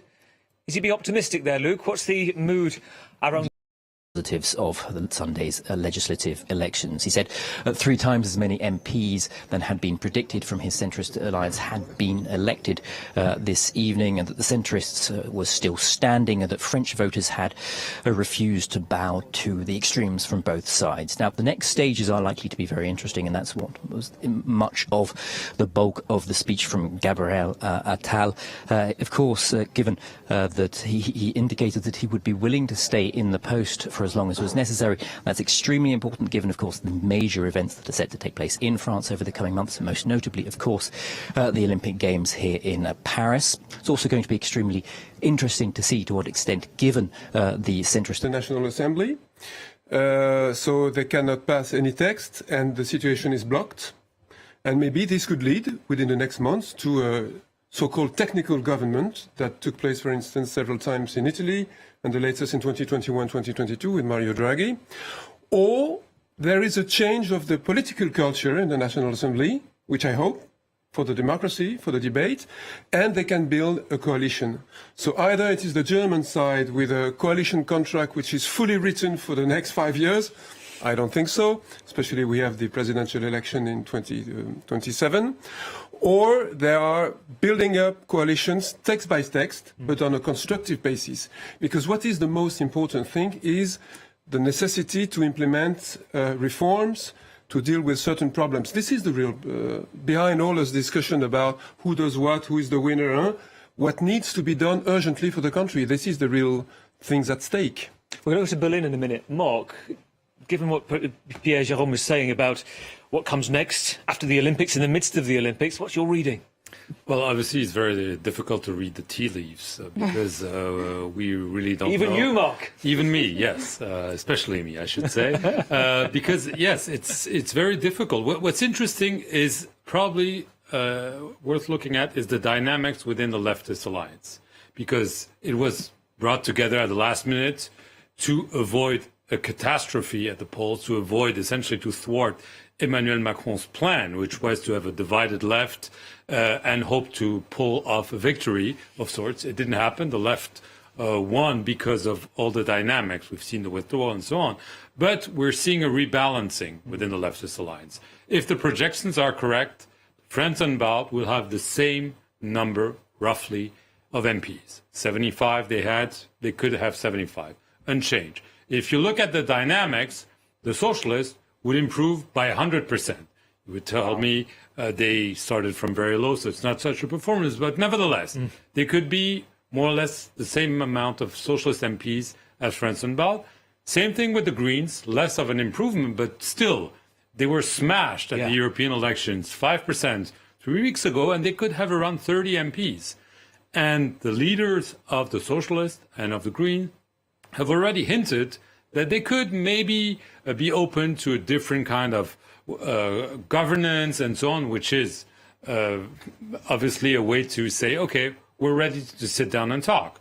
Who can they talk to? They will not talk to the National Rally. They could talk to Emmanuel Macron's camp, or at least Emmanuel Macron's camp without Emmanuel Macron. Gabriel Attal took his distances with Emmanuel Macron tonight. Edouard Philippe, it's difficult to see how they could agree on a program because they're opposed on many issues, but those are different times. Because if not, the alternative, yes, everyone is talking about 2027, but if there's a hung parliament, nothing happens, you could have snap elections yet again in a year's time. Who holds power tonight? Is it clear to you, Mark? Emmanuel Macron still holds power because there's no clear prime minister, there's no clear majority. So he might have been desperate last Sunday, maybe less so tonight. Well, as promised, let's go to Berlin for you now on the programme and speak to our correspondent there, Nick Holdsworth. Nick, look, Germany traditionally France's closest partner within the European Union. How is Olaf Scholz's government then digesting this rather unexpected news tonight? So far, no reaction from Chancellor Scholz or any members of the German government at all. In fact, it's been left to Prime Minister Donald Tusk in Poland to tweet enthusiasm in France, disappointment in Moscow, relief in Kiev. It's enough to be happy in Warsaw tonight. However, Scholz has been exhibiting some disquiet this week. There was a party meeting of his party early this week on Tuesday where he was saying he was really quite anxious about the results and hoping that France, a country that he says he admires very much, he got quite emotional, doesn't let the far right in. So he will be very relieved, but he's a fairly cautious politician. He's likely to wait for the official results before he makes any kind of official comment. What may be interesting to see is the degree to which the French turn to the Germans now for some lessons on how to govern in coalition, because of course Chancellor Scholz's party is part of a coalition which was beaten by a couple of points in the European elections by the far right, the AfD. Now, the AfD didn't poll as well in Germany in those European elections just under a month ago as had been expected, and that seems to have been the result in France tonight, with Le Pen's National Rally not doing as well as they had been projected. So there will definitely be relief in Berlin, and I suspect that there will be quite a lot of contact between Scholz and Macron. In fact, they've been texting each other on a daily basis in the last week. Such was the anxiety about the result of tonight's final round of the French general election. Nick, thank you. From Berlin to London. Hello to Benedict Pavillot.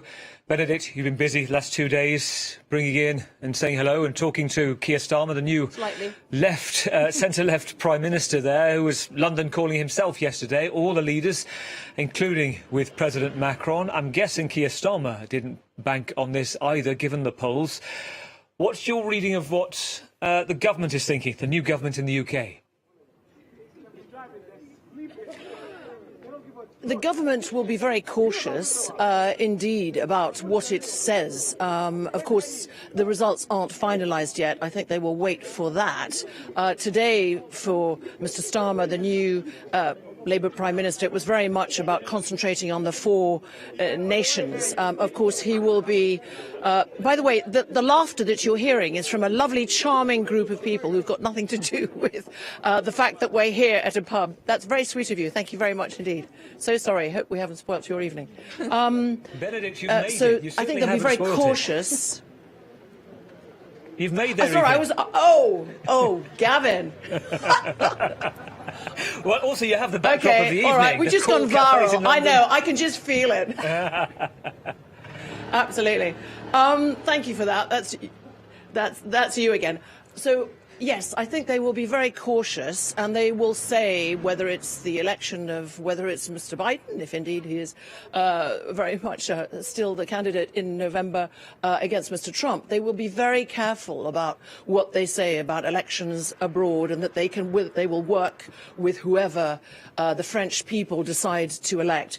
I just wanted to take you a little bit somewhere else, and that is that we are here in the United Kingdom in the 3rd constituency, which is made up of 10 10, so this is about French citizens abroad, and there are countries like Denmark, Ireland, Finland, the UK, Norway, Iceland, Latvia, Sweden, Estonia, and Lithuania that have been voting, and electronically mostly, and we're waiting. It's a duel between Charlotte Maviel, who is the candidate for the new Popular Front, and the Ensemble candidate, Vincent Gore. I think it's neck and neck, and they came out of the first round, and out of thousands of votes, 265,873, Gavin, I'm not going to make you guess, but there was just a 63 vote difference. It sounds like it's a bit tight tonight, but we expect and hope that we can bring you the results soon. Another cliffhanger, Benedict, with the most Parisian backdrop of the night in London. Good. Excellent. Thank you. Do we get a prize? Always.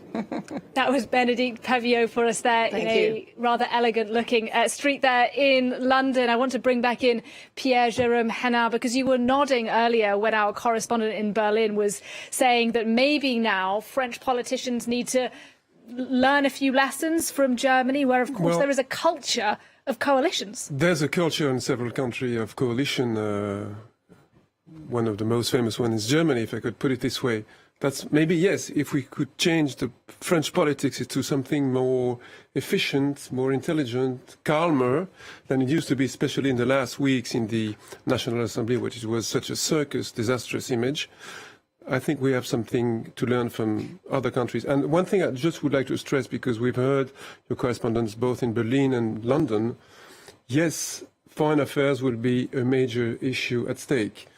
For the two previous cohabitations between Jacques Chirac and François Mitterrand and Jacques Chirac and Lionel Jospin, both President of the Republic and Prime Minister were aligned on the foreign affairs issues. Whereas now, if we have another type of cohabitation, it might not be the case. Let's not forget that France is the only EU country at the United Nations Security Council, a nuclear power belonging to NATO, so we're talking about a very important country, and if both powers don't walk at the same pace, it might give a very bad image in other countries. I think this evening, or at least the impression I have, is that we've talked a lot about, of course, the unexpected results and sort of the political strategy going on to have got us to this point. But we haven't talked a huge amount about policy. And perhaps rather than asking ourselves why it is that the Republican front held and why certain French voters chose not to go for the far right, why did they opt for the other side?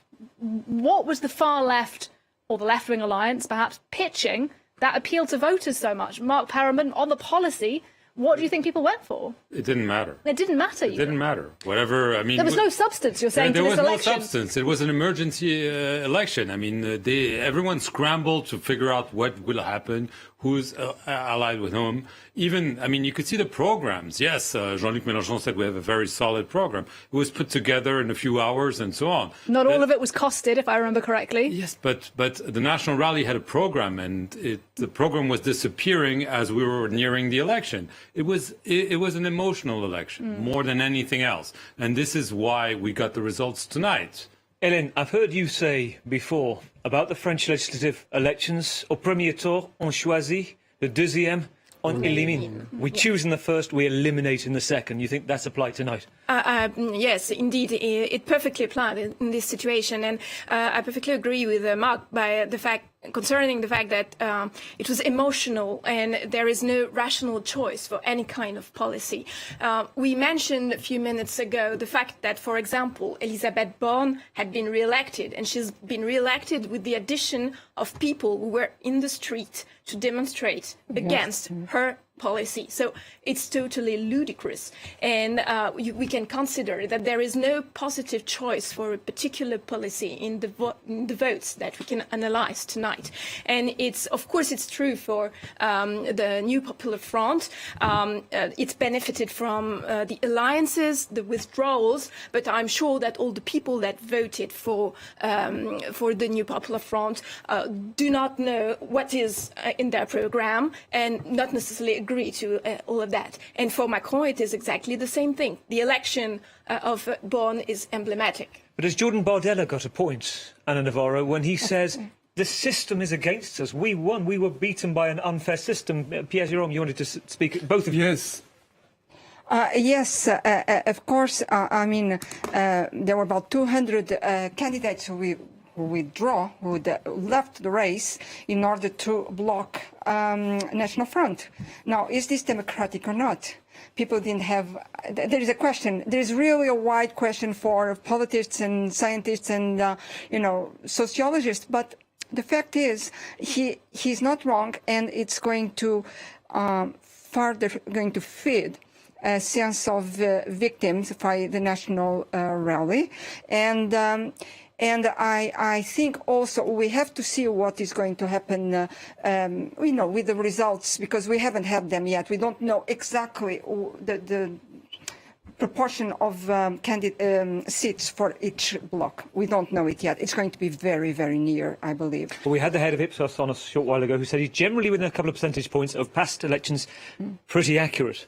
There are certainly millions and millions of National Rally voters in the first round that are horribly frustrated tonight. And I think that their victory, and angry, that their victory was stolen. True or not, I don't know, but that's a reality we cannot avoid. This raises one very important issue. It's the voting system. Is the two-round majority system as we have now fair or not fair anymore? Shouldn't we introduce a little bit of proportional or more than a little bit to really reflect what is the reality of the political forces and the voters in this country? I personally do think so.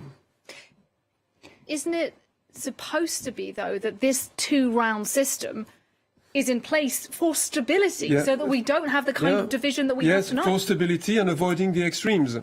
What did we have tonight? But the contrary, so we need to think it over. Go ahead. It has been pushed to its limits. I mean, this game of giving up elections in each voting area in order to benefit this vote or not. Elaine was saying it before.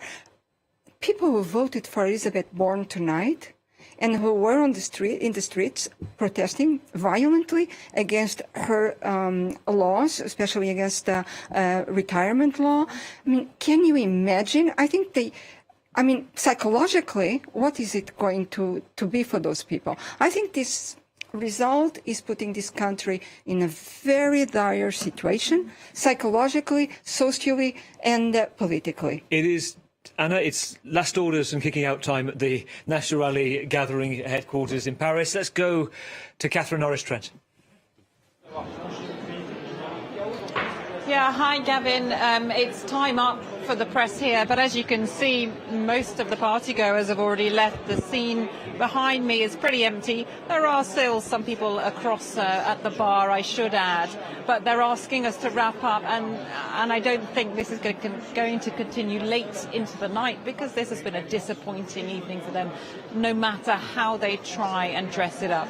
We should add that Marine Le Pen came in very quickly to the room to great cheers of support from her party members, but to the press she had to answer questions about how disappointed she was, and she said that she wasn't disappointed because the RN had managed to increase its number of MPs in the French Parliament according to these exit polls, but she was very much trying to see the bright side of things there. Asked repeatedly whether she would be president in 2027, she didn't answer directly, but she insisted we will continue, and she called this alliance of the centre and the left, she called it completely incoherent and predicted it would collapse very quickly. So there was a certain amount of bitterness in her speech, similar to the bitterness we saw from Jordan Bardella. And among the supporters here, shock, surprise, disappointment and anger that they feel that the will of the French people, according to them, has been blocked by this alliance, and they say that line simply can't hold. Ana Navarro Pedro made a good point, Catherine, a moment ago, and so did Pierre-Jérôme Annan, talking about how they felt the National Rally had the right, Jordan Bardella said, they felt they were beaten by the system. And actually with that could actually bring out a momentum of a victim mentality to which other people, they can play on that. Do you get that sense within the room that could be a strategy? Absolutely. I think that's already emerging as a strategy from what party leaders and from what people here in the room have been telling me. They say they've been victims of the political system, of the political elite. So it plays right into their hands. They say that no matter how much public support they have, and they did have the votes of millions of French people, that they are being beaten by parties coming together behind closed doors and the corridors of power and making deals. And they say that the French people won't put up with that. So you can see this attack line that's going to be coming out. It is already coming out, but expect to hear a lot more of that. Catherine Norris-Trent with the National Rally this evening. Thanks very much indeed. Well, let's bring back in Hélène de Lauzon listening to that with us. Hélène, your thoughts on that idea that as a result of the far right coming out ahead in the first round of the election, but third place apparently in this second round, that will increase alienation by their voters, disenfranchisement. Do you agree with that analysis? Yeah, of course I agree with that, and that's very logical. We were mentioning at the beginning that the Republican Front won once more, but I'm not so sure it's a good thing, because if it works, it means that there is a kind of defense of the system against the National Rally. And if you want to be honest, if you consider that this party is not democratic, is fascist, why don't you forbid this party? If it has the right to exist.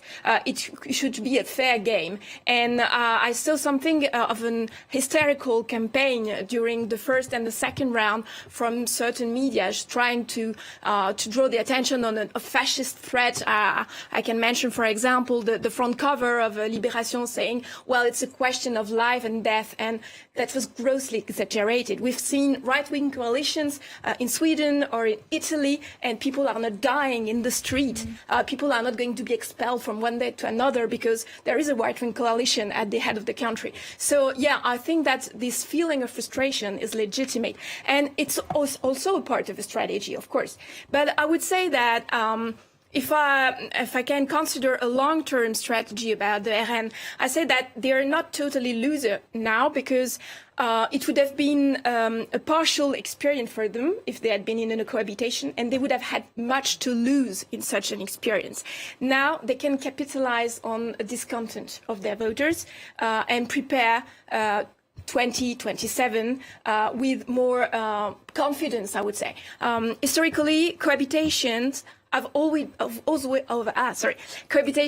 always been followed by the defeat of the personality who was prime minister before the presidential election, Chirac and then Jospin, etc. So if they consider a long-term strategy, they can capitalize on this frustration and say, well, we will be back in 2027. And that's what Marine Le Pen says when she says, our victory is just delayed. What did you make of Marine Le Pen saying, Hélène, in an interview this week that she's not far right, she's between the centre-left and centre-right?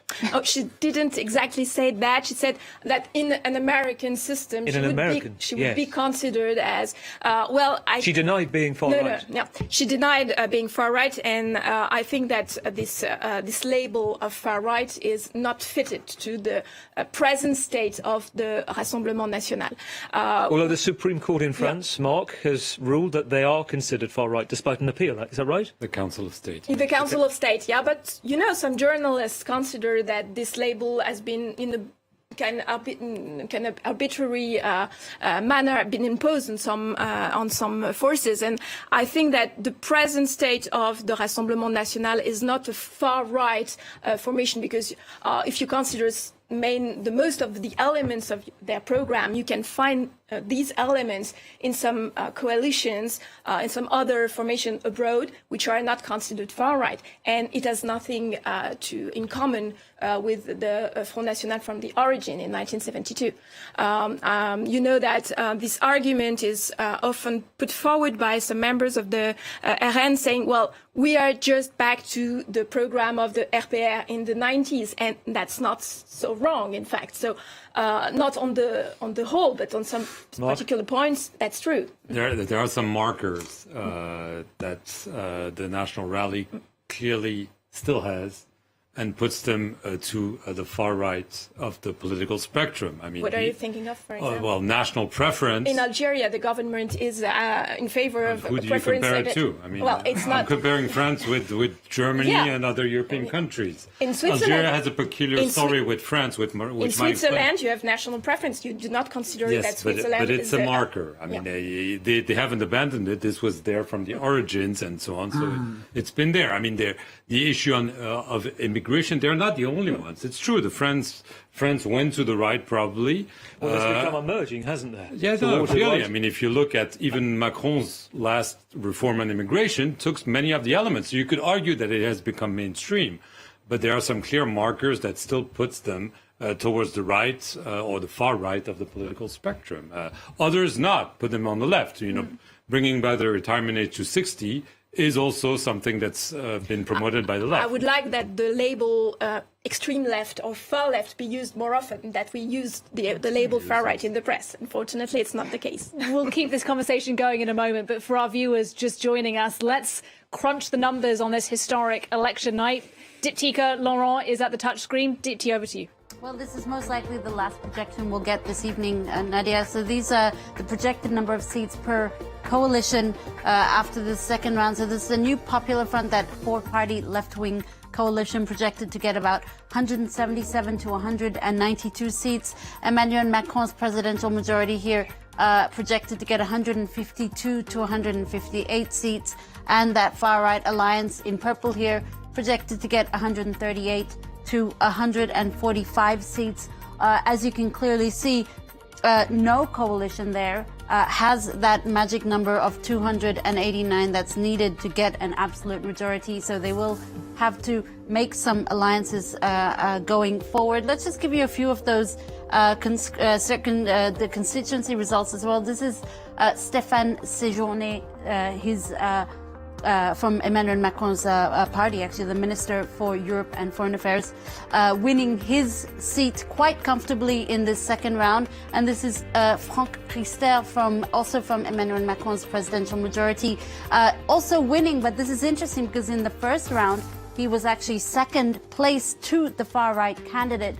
He's now come out on top, possibly because of that Republican bloc vote, that strategic way of voting that has contributed to a lot of victories this evening. So those are just some of the early results coming out, as you see there. A very different looking National Assembly going forward, Nadia. Diptyque Laurent, thanks very much indeed. We're going to go to Kyiv in a moment, but I first just quickly want to bring in Ana Navarro Pedro, who's with me in the studio as well. We were talking with us in the studio, team with us here. Anna, we were talking about the far right and whether or not we can actually continue to classify them in that way today. The same conversation happens on the left, doesn't it? It's the extreme left, Emmanuel Macron said during the campaign. Just briefly, is that a fair description? It was the big enemy, wasn't it, as said by Macron? But is the language fair? Is Jean-Luc Mélenchon and the LFI, are they extreme? What makes them extreme? Well, it's a very vast question to answer just like that. But yes, when he says that he would invite, not now, but when he was a presidential candidate, that he would invite Maduro, the president of Venezuela, to France, for instance, because... And we know that this leader is a very, very polemic. And you also have the accusation that goes all the time, as Mark well knows, that they are anti-capitalist. They would crash the economy. Least trusted on that as well. Yes. I want to come back to this. I want to go to Ukraine first, because Emmanuel Chas is in Kyiv, our correspondent there. And this is a night where, well, it matters. There's an ongoing war. Yeah. There are people on the front line decisions. Europe meets leaders. One of the big engines of Europe, the French with the Germans. Arguments amongst the Rassemblement National with Emmanuel Macron about troops and whether they could be deployed and who's in overall control. Emmanuel, give me your update from conversations you've been having tonight in Kyiv. Well, we were talking earlier about how worried were Ukrainian people of a possible victory of the national rally in France. Here, we don't. Ukrainians don't really have time to wonder whether it's a far-right party or not. What they see is that it's a party that was financed by the Kremlin for many years, and that it's a party that aligns with Moscow's goals in Moscow's vision rather than Kiev's vision. You've mentioned there was a lot of worries about the help that is being given to Ukraine by France, be it sending military trainers here, sending fighter jets as well, and sending long-range missiles. So what I've been hearing tonight after the outcome of this election in France was people being relieved, people telling me that they had been worried about this result, and also people asking what will be France's policies when it comes to Ukraine, because they are a bit in the dark here as to what policy will a left-led government lead here with regards to the help in Ukraine. Emmanuel Chaz for us there, live in Kyiv just before curfew starts this evening. Thanks for talking to us, Emmanuel Chaz there. Well, let's get the perspective from Washington, D.C. now. Fraser Jackson joins us live from there. Fraser, I understand you have a little reaction to this political upset here in France. What's the latest where you are? Yes, I've been talking to some US government sources, and it's a bit of a tale of two stories, really. The official reaction is, of course, that the US doesn't comment on domestic politics, and the top line that they gave me for that was, regardless of who becomes prime minister, we expect to continue to have a strong partnership and close relationship with the French government on a range of important issues. We don't see that changing. However, when you dig a little deeper, I asked this source whether there was a sigh of relief in Washington at the fact that the leftists are the one that came out on top in this parliamentary election, and that source said that it was, quote, a sigh of relief. That was because the US really was monitoring whether the far right would get into government in France, because that, of course, would dictate how much money went to things like Ukraine. Macron may be in charge of the defense plan, but it is the government which controls the purse strings, and if it was a far right government, that could have become a lot more difficult. So that was something that Washington was watching closely. They said having a parliament that is more likely to agree to spending measures that advance transatlantic priorities and security commitments is absolutely a good thing. Now, of course, this is all against the backdrop here in Washington of the NATO summit, which is happening this coming week, where Macron will be coming to DC. So a lot of important decisions to be made on the world stage in the next week in the aftermath of these elections. Fraser, thank you. Our correspondent in Washington, Fraser Jackson, just explaining really interesting analysis is getting conversations with US politicians, and particularly government sources as well. I want to bring you some news we're getting in the past couple of minutes. This is on the financial markets, the euro slipping on Sunday after projections from the election pointing to a hung parliament. Unexpectedly strong showing for the left-wing New Popular Front. So analysts on the markets, the worry clearly, it doesn't like unpredictability, volatility. Let me bring that to you, Pierre Jérôme. What are you making of the fact that we are now looking at a period of leaderless, lack of prime minister, lack of a government? Before answering to this precise question, just one thing about the far left or left wing for the... Should we see them as extreme or not? That was raising the minimum wage to 1,600 euros, blocking the prices, reducing the age of retirement to 60 instead of 64 are clearly left-wing measures. That's all. Left wing, you but can not take them extreme. too far extreme. It's pretty extreme to me, actually, because if you see the impact on the public budget of raising the minimum wage to 1,600 euro per month, it is nearly 200 more per month per person. It is huge, and they cannot. We charge. Yeah. Well, nearly on top of that, you have accusations, allegations about anti-Semitism labelled directly at Jean-Luc Mélenchon, which Mark, he denies, but they don't go away. And you've given your clear thought on that. I do want your thought from between us, really, on the state of French finances, which is in a bit of a debt crisis at the moment anyway, just been marked down to which the National Rally jumped on. As you have stated it very clearly, markets do not like uncertainty. They need to see things clearly going on. And the better we will find a prime minister, the better we will be able to build coalitions in the National Assembly that resemble to something, the better it will be for the markets. That's what I think. But it would be a very interesting thing for the French political class, at least in the National Assembly.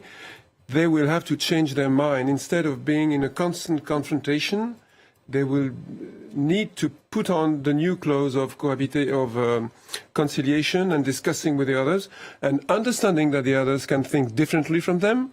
But this is all a new mindset, and if it works, it will be a great progress. It will happened. It will be a miracle. Well, I believe in it's a miracle. In the we have to believe in miracles. In the history of the Fifth Republic, Mark, this has happened only twice, 2 hung parliaments. Talk us through, have we got lessons from the past we can draw here or not? It's very difficult when you don't have a clear majority or even a relative majority. I mean, this is what we had, and you saw how difficult it was, how chaotic it was in Parliament. That even for Emmanuel Macron's camp had 245 MPs. None of the 3 blocs will have that, Yeah, sure. and far from it. And he struggled. He was forced to use Article 49.3 of the Constitution, whereby you push through legislation through Parliament and you get a motion of defiance. And he was probably fearing that one of those motions of defiance would come to pass with the vote of the budget that was scheduled in the fall. So when you have a relative majority, it's already a struggle. Now, if you have nowhere near a relative majority and you have 3 blocs looking at each other, there's no way it works if those 3 blocs remain 3 blocs. The only possibility is a merger, a partial merger, or name it, or unholy alliance, whatever, with at least parts or a large part of 2 of the blocs. That's the only way it works, but it's not the culture. It's not, I mean, parties don't do compromises here in France. They say, we want to apply our program. This has to change. If not, you'll have a hung parliament and you have new elections in a year's time. A notable message from Jordan Bardella, Hélène, was the fact that he said last week, we are seeing the left-wing alliance, their supporters coming out. And these scenes were seen tonight. He said, you won't see that from the National Rally supporters. You won't see trouble. You won't see protest. Is it fair to say that he is reflecting that it's a calm within the party? These are not, quote, fascists from the past. These are people who, everyday voters wanting something different. Well, I cannot put forward my responsibility of what. But it's evident tonight, isn't it? What we're seeing, these live images. I mean, I don't know every single activist within the Rassemblement National, but the fact is that we learned in the afternoon that the police in Paris were given the orders to securize the headquarters of the RN, the headquarters of Renaissance, the National Assembly, and the Élysée Palace. But it was not by chance. Riots were expected from the far left, so not from the far right, or else the headquarters, the headquarters of the RN or Renaissance wouldn't have been under protection. So, is it a notable point from the far right? It is, and if they play it well, they will avoid any. They will give orders to avoid any upheaval coming from their party, because things are going to get heated in France. In 2022 presidential election, I and a lot of foreign correspondents here were all beaming and saying, maybe this time the French are going to have a real parliament, not some firm belonging to a holding that is run by the Élysée, and they will learn to to behave as in a parliamentary election. It didn't happen. It was worse. It was actually much worse. I don't think that now it will change, although most of the upheaval in the parliament came from the party who now is leading the left coalition. We've got 1 minute. Pierre-Jérôme. Very quickly, I'm an old European supporter. I've been working in Brussels. Let's look at the way the European Parliament works. Yeah. It's a very good example of what should be done here. I come from a parliamentary... Let's be humble and look at that. But I still think you hope too much. It's been a pleasure to hear from you all this evening for this extraordinary night in French politics. If you're just joining us, let's remind you of what we're dealing with. The left-wing alliance has come out ahead in this election. The Ensemble, the presidential majority, second place, and in third place, despite what we were expecting, the National Rally. Much to come over the next few days. Let me thank our guests here in the studio. Ana Navarro Pedro, next to her, Pierre-Jérôme Henna, Hélène de Lauzandin, and of course, throughout the whole evening, thank you very much, Mark Perrimon, our French politics editor. I'm Nadia Massi. Gavin? Thank you. Well, we've seen tonight, just to briefly sum up, a shrinking of the centre. We didn't see the National Rally take, as polls predicted, as a victory to be the biggest party. It is the Left Alliance that is the biggest party, and yet we are now, with the Olympics coming up, in a situation of deadlock and a lot of negotiations coming. And watch out for this resignation attempt tomorrow. He's going to go to the President, Gabriel Attal, the Prime Minister. Stay with us here on France 24. We're going to give you a roundup of what happened this evening.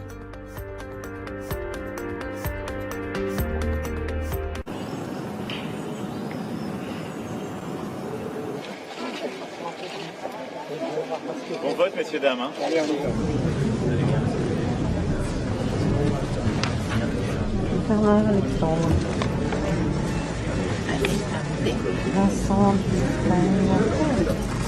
Comment allez-vous? Vous allez bien?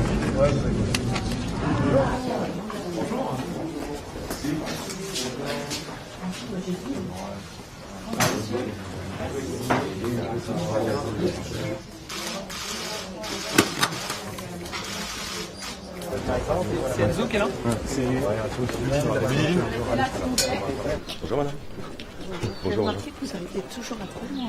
Oui, c'est ça. La semaine dernière, vous êtes là et après vous arrivez de toute façon.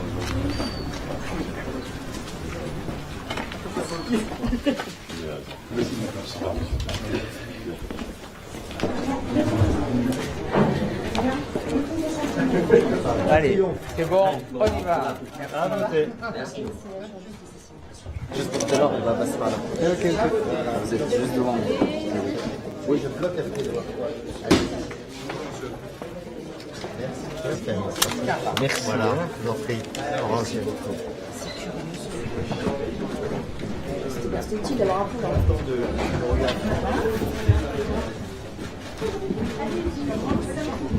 en face de vous. C'est ouvert. À voter.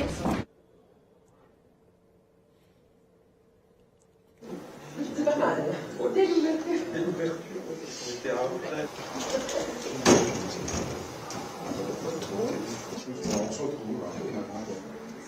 à voter.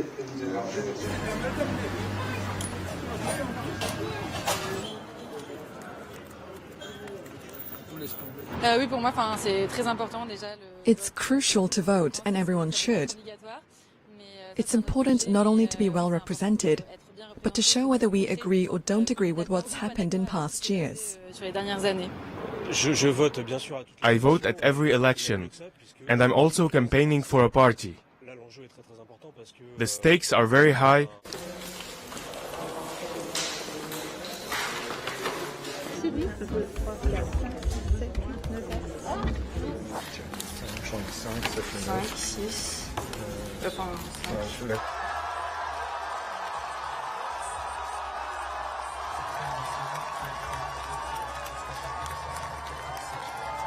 Les leçons du vote sont sans appel. The lesson from tonight is clear. The President and his coalition's defeat have been confirmed. The President must bow down and accept this defeat without attempting to find a way around it in any way possible. The President has the power. The President has the duty to call on the new Popular Front to rule.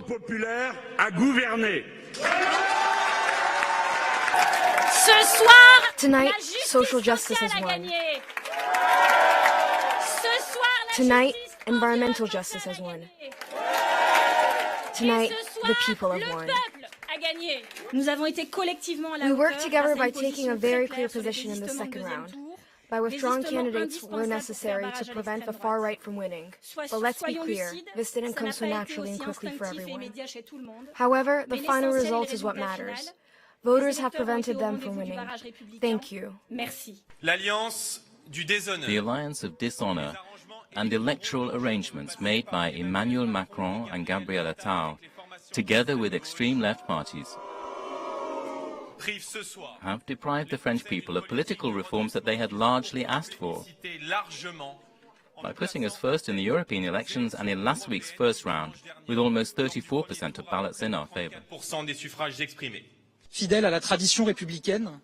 In line with the Republic's traditions and with my own principles, I will hand in my resignation to the President of the Republic in the morning. In light of tonight's results, with no clear majority, I know that many French people are feeling uncertain about our future. Our country has found itself in a political situation like never before, and is preparing to welcome people from across the world in just a few weeks' time. I will continue my duties as long as necessary. It could not be any different in such a crucial moment. Pour notre pays.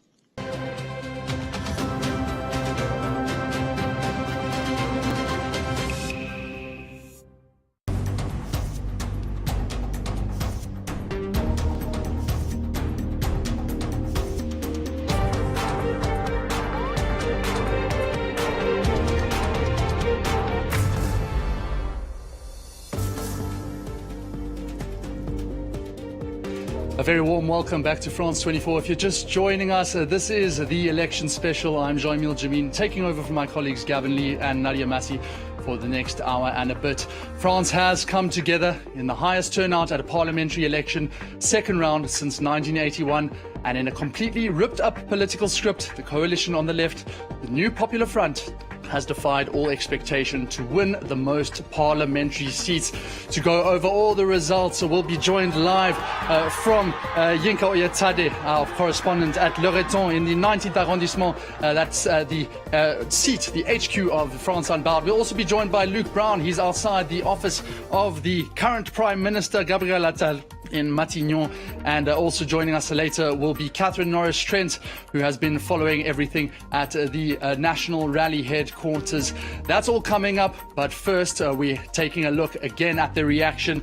The left coalition, the New Popular Front, has gained the majority of seats in this election. The surprise result putting Emmanuel Macron's centrist alliance in second, and the far right, who were projected to finish with the most seats after the first round, they only look set to end in third. This is live pictures coming from the Place de la République, where there are many supporters of the left joining in celebration. And as soon as we heard those results, we got the first reaction from outside the HQ of the hard left party, France Unbowed. We heard from its leader, Jean-Luc Mélenchon. Les leçons du vote sont sans appel. The lesson from tonight is clear. The president and his coalition's defeat have been confirmed. The president must bow down and accept this defeat without attempting to find a way around it in any way possible. The president has the power. The president has the duty to call on the New Popular Front to rule. That's Jean-Luc Mélenchon, the head of France Unbowed, speaking. We will get the reaction of Emmanuel Macron and the Renaissance Party just in a bit. But first, it's the president of the National Rally, Jordan Bardella. His party was projected to get the majority of seats. But here he is responding straight after what's been called a shock result. He says Emmanuel Macron's decision to hold these snap elections has pushed France into the hands of the far left. The alliance of dishonor and electoral arrangements made by Emmanuel Macron and Gabriel Attal, together with extreme left parties, have deprived the French people of political reforms that they had largely asked for. By putting us first in the European elections and in last week's first round, with almost 34% of ballots in our favor. That's Jordan Bardella, the president of the National Rally. Let's get a breakdown straight away of those results now. And we're joined by France 24's Diptyka Laurent at the touchscreen. Diptyka, you've been crunching numbers all night. What have you got for us? What's the latest? Well, Jean-Emile, these are the latest projections of what the new National Assembly will look like. They're most likely, they actually will be the last projections we'll get this evening. So what you can see here in pink is that new Popular Front. So that is that left-wing coalition, the left coalition, if you like, a four-party left coalition picking up, projected to pick up about 177 to 192 seats. Emmanuel Macron's presidential majority and its allies projected to pick up about 152 to 158 seats, and the far-right alliance here projected to pick up about 138 to 145 seats. Now, there is a magic number, and that is 289. That is the number of seats needed to get an absolute majority. As you can see here, no coalition has that. And so there will be a lot of political bargaining that begins now to somehow try and cobble together some kind of majority that with which to govern going forward. But in any case, it's very clear that this picture of the National Assembly is very different to the one we saw 2 years ago during the last parliamentary elections, Jean-Emile. A thoroughly different picture there. Thanks so much, Deeptika. We'll cross straight away for some reaction for that new Popular Front. Yinka Oyatade has been stationed in the 19th arrondissement at La Rotonde, the headquarters of France and Bard. Yinka, it's been scenes of celebration throughout. Some tears I saw being shed. What have you heard from people? What's the overarching message?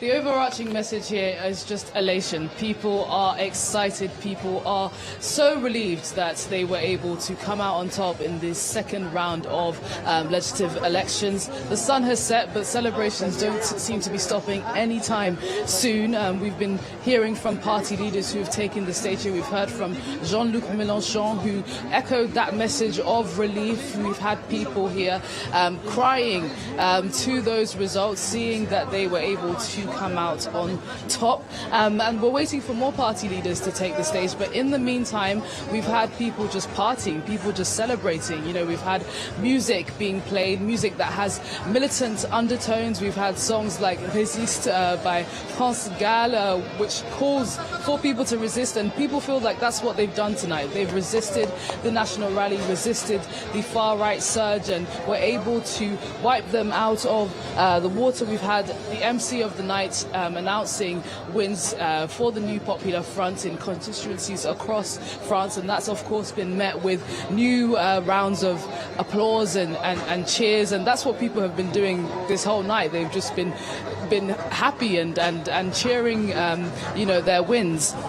Earlier, as I said, Jean-Luc Mélenchon took to the stage, and he's a divisive figure for many. But you wouldn't know that here because he was just celebrated. People were cheering him on as he took to the stage, and he really just called people to keep on fighting, keep on resisting the far right. In the next few days, we're obviously going to see some decisions being made, and this is a coalition that unites different parties from across the leftist political spectrum, and yes, they were able to put their differences aside and form this coalition in record time. But how will they govern? How will they continue in the next few days? Are they going to be able to put differences aside in policy to make sure that we have stability in France? We'll see. Of course, there has been immediate reaction from the Prime Minister's office. Yinka, I'll come back to you. I want to go to Luc Brown, who has been there in Matignon following Gabriel Attal's announcement that he is going to be handing in his resignation on Monday, an immediate announcement. And it does follow from Jean-Luc Mélenchon's statements saying that the president must know that he's lost and the Prime Minister should resign. Where are we? Where we are is in Matignon. We had an inkling of the likelihood of that resignation when Gabriel Attal's team came out alongside the journalists here in the courtyard here to hear him make that announcement. They gave him a round of applause at the end of it.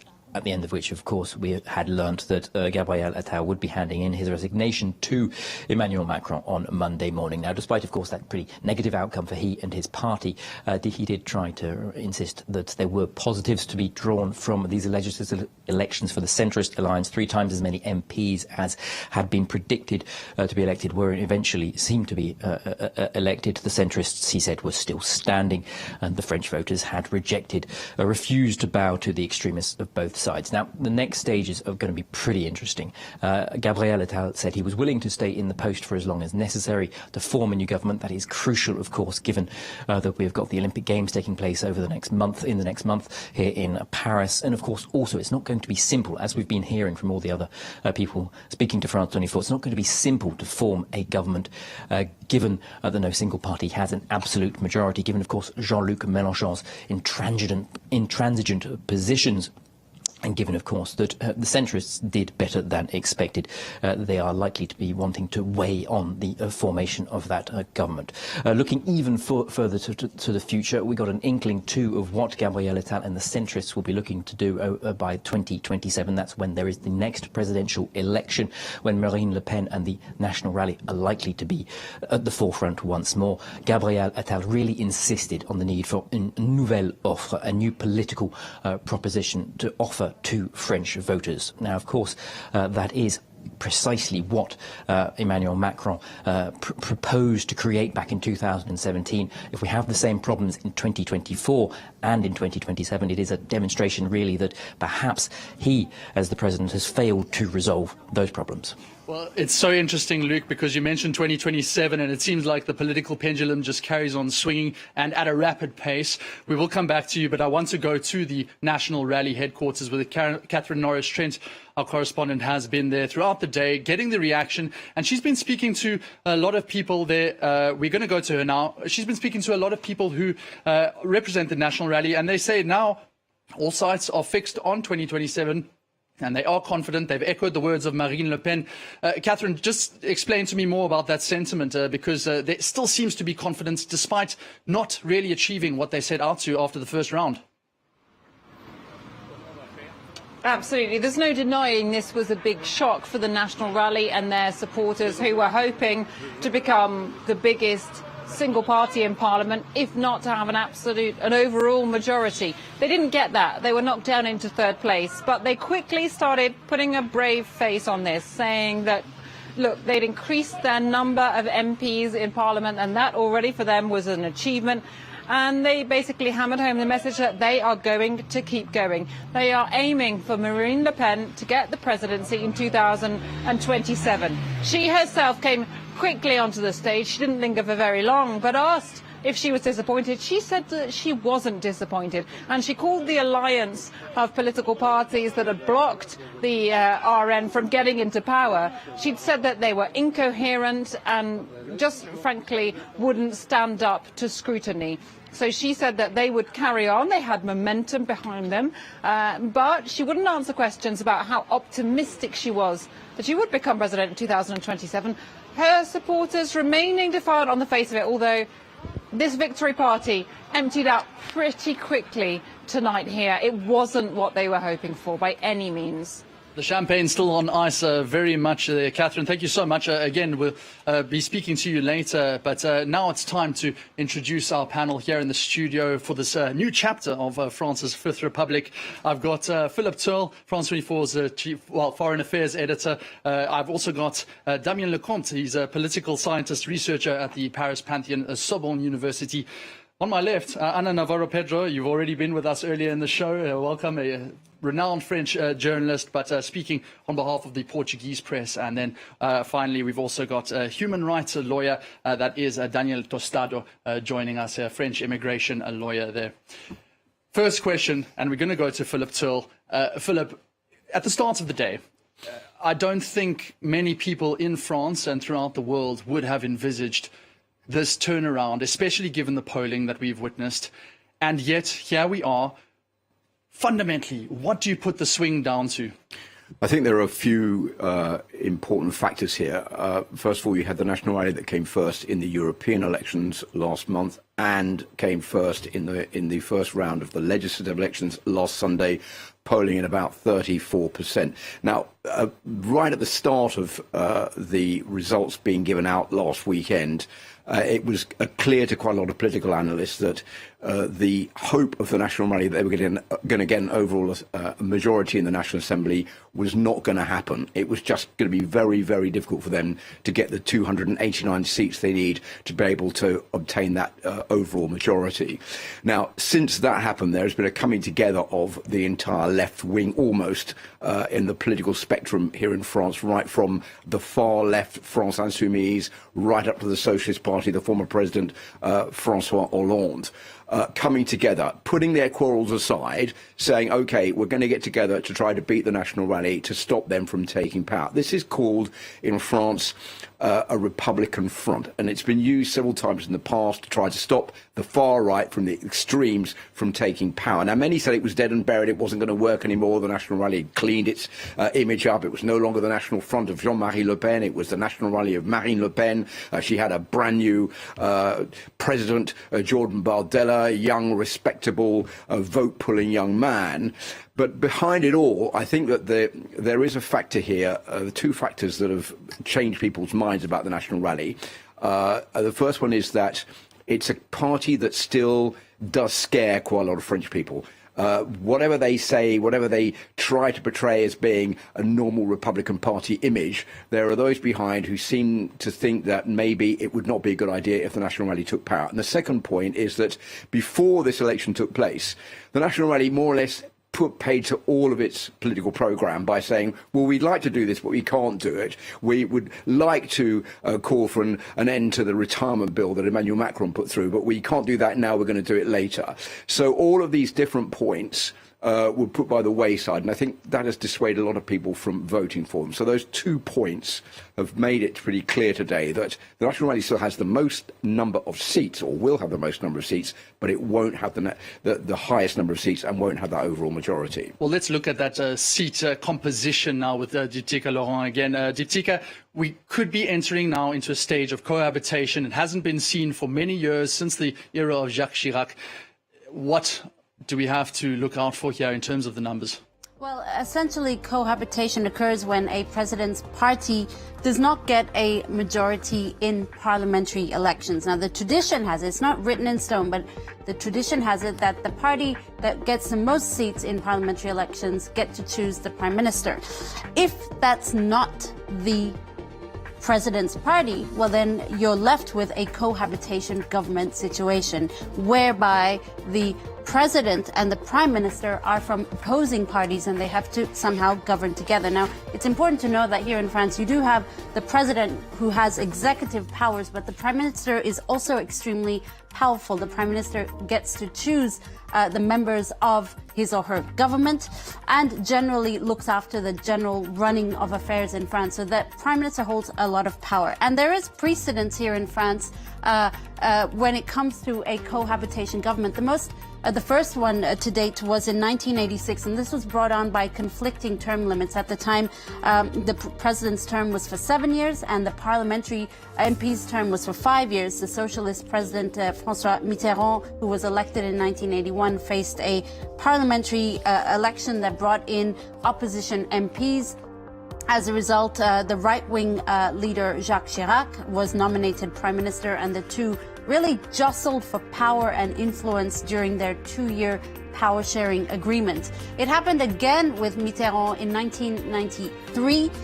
This time, the socialists lost badly in the parliamentary elections, and he was forced to govern, I guess, with a prime minister, once again, from the Conservative Party at the time. This time it was Edouard Balladur, and it also was very tense and divisive between the two men. The last cohabitation government to date was in 1997. This time it was Jacques Chirac from the Conservatives who was elected president. Things were very tense for him, though, when he was elected president. So in 1997, he decided to call snap elections and let the French people have their say about who they wanted in the lower house of parliament. The voters turned against him in those snap elections, and they, as a result, the Socialist Party won those elections. And that time, the Socialist Prime Minister was Lionel Jospin. the two men were forced to govern for a record 5 years together until 2002, when new parliamentary elections were held. And this partnership also was very bitter. It was very divisive between the two men. The precedents you have of cohabitation governments in France are generally ones that were quite tense, quite bitter. So if this is indeed the case, the new direction that France is heading in, once again, well, it remains to be seen what kind of power sharing structure there will be in France between Emmanuel Macron and whomever is chosen as the Prime Minister. Well, let's talk on that point now with Damien Lecomte, who is very much in tune with what kind of alliances could be forged now going forward and what that could mean for the prime ministerial position. Of course, it is still very early to say, but there is a breakdown in terms of we have specific elements of the left, specific elements of the centre, and specific elements of the right who may be swapping around. What do you see in terms of Emmanuel Macron's position? If he is thinking right now, this gamble that I took, has it paid off in terms of the best possible scenario for me?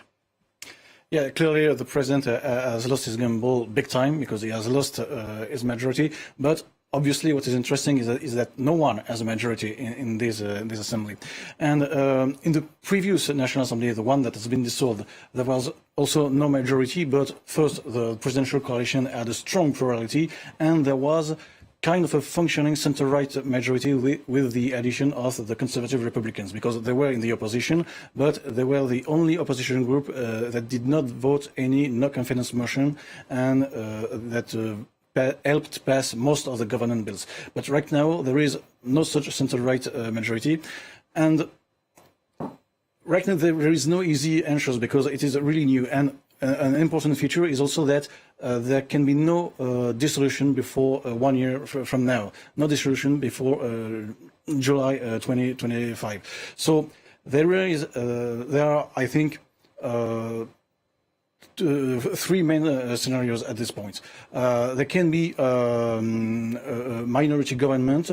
For example, the New Popular Front can legitimately claim the government since they have a relative majority, but it is a very relative majority. They are far from the absolute majority. So a minority government from the left will need for at least part of the centrist coalition to not vote any no confidence motion, and they will have they will struggle to pass any elements of their platform.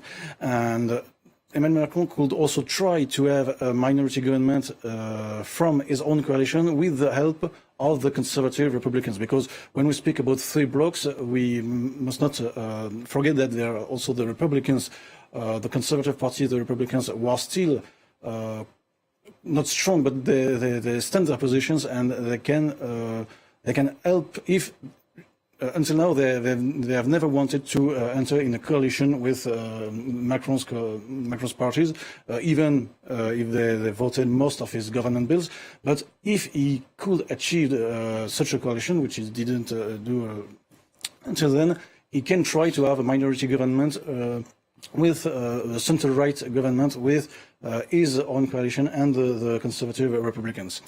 But if none of these minority governments can avoid to be overturned, he can try also to conclude a technical government, to appoint a technical government and a caretaker government until it is possible to dissolve the National Assembly. But it will be very new for our country, so it is hard to understand what kind of people could be appointed in such a government.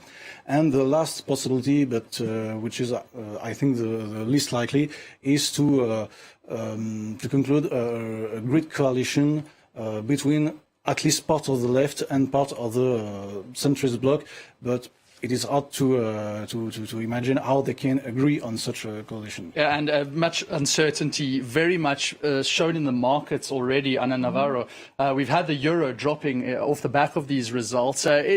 Not completely unexpected, but in terms of the euro dropping, and there might be some room for maneuver. Yes, not it will be interesting to watch the markets tomorrow when they open tomorrow morning in Europe, and in the United States. But the markets don't like instability and unpredictable policies, and they were betting on a very conservative policy, economic policy for France, whether the National Rally would have had a majority, a large or small majority. They were not betting for this economic program of the far left. We cannot tell neither that the far left will be able, the Popular Front will be able to apply its program, because they don't have a majority so far. As much as we know, they don't have a majority, a big majority. So the thing is going to happen, France will just, in the next few weeks, probably, France will be run by this team with Attal and his team at Matignon, waiting for all the horse trading to have been finished and to have a new prime minister and a new team. It will be very complicated with the party of Jean-Luc Mélenchon, which we just saw in the beginning of this hour, speaking in a very vigorous way about what the future should be in France. We know that he wants to be prime minister, that Emmanuel Macron said, no way, never, not in my lifetime. He didn't say it like this, I'm just, arranging, making it more vigorous. But we know also that all the other parties in the left are not willing to give him that position. We also know there was some horse trading going on already this past week between the two rounds, between representatives from Macron's party and alliance and some members of other parties in the left alliance. Yes, and we saw Jordan Bardella blaming that as being in bad faith almost from blocking the national rally. It is weird. It's the system of the Fifth Republic. It's totally illegal. Totally illegal. But the system of the Fifth Republic has been pushed to its limits, for absolutely no doubt. Let's say something as well about the National Rally. They still just going after what Philip was saying before. They seem to be unable, with all the time they've been, trying to get respectable and becoming a very important and very respectable and very predictable party. They haven't honestly done the work from the top to the very base of the party. So we had some candidates, put forward by the National Front in these elections that were really just laughable. If not, they would be laughable if they didn't seem so not dangerous, but... There was one called Ludovine Daoudi in Caen who was photographed wearing a Nazi hat. Yes, something and she like was that. forced out of the race by the National Rally because they suddenly got scared. But she's not the only one. We've had people who've made anti-Semitic remarks, those who are favourable to Vladimir Putin, support Russia. They're also running as candidates for the National Rally. It shows that they're trying to put a respectable front on, but behind the scenes, if you scratch a little bit, you find a lot of people who are really not up to the job. And when they were interviewed on TV, quite a lot of them, they couldn't answer the questions about what was actually in the programme that the National Rally was defending. And I would go further than you. I would say that it's a kind of laziness on top of the party not to work. If they really want power, they would have to work at the base. Well, I want to talk about the rebranding quickly with Daniel. Daniel, they've really tried to hold back this rhetoric of, at least harking back to the Jean-Marie Le Pen era, when it was associated with the Vichy regime and the neo-Nazi kind of talk. Now Marine Le Pen has brought it back, but has focused very much on immigration issues, something that you are an expert in. And now the left has the majority. How do you see your profession changing?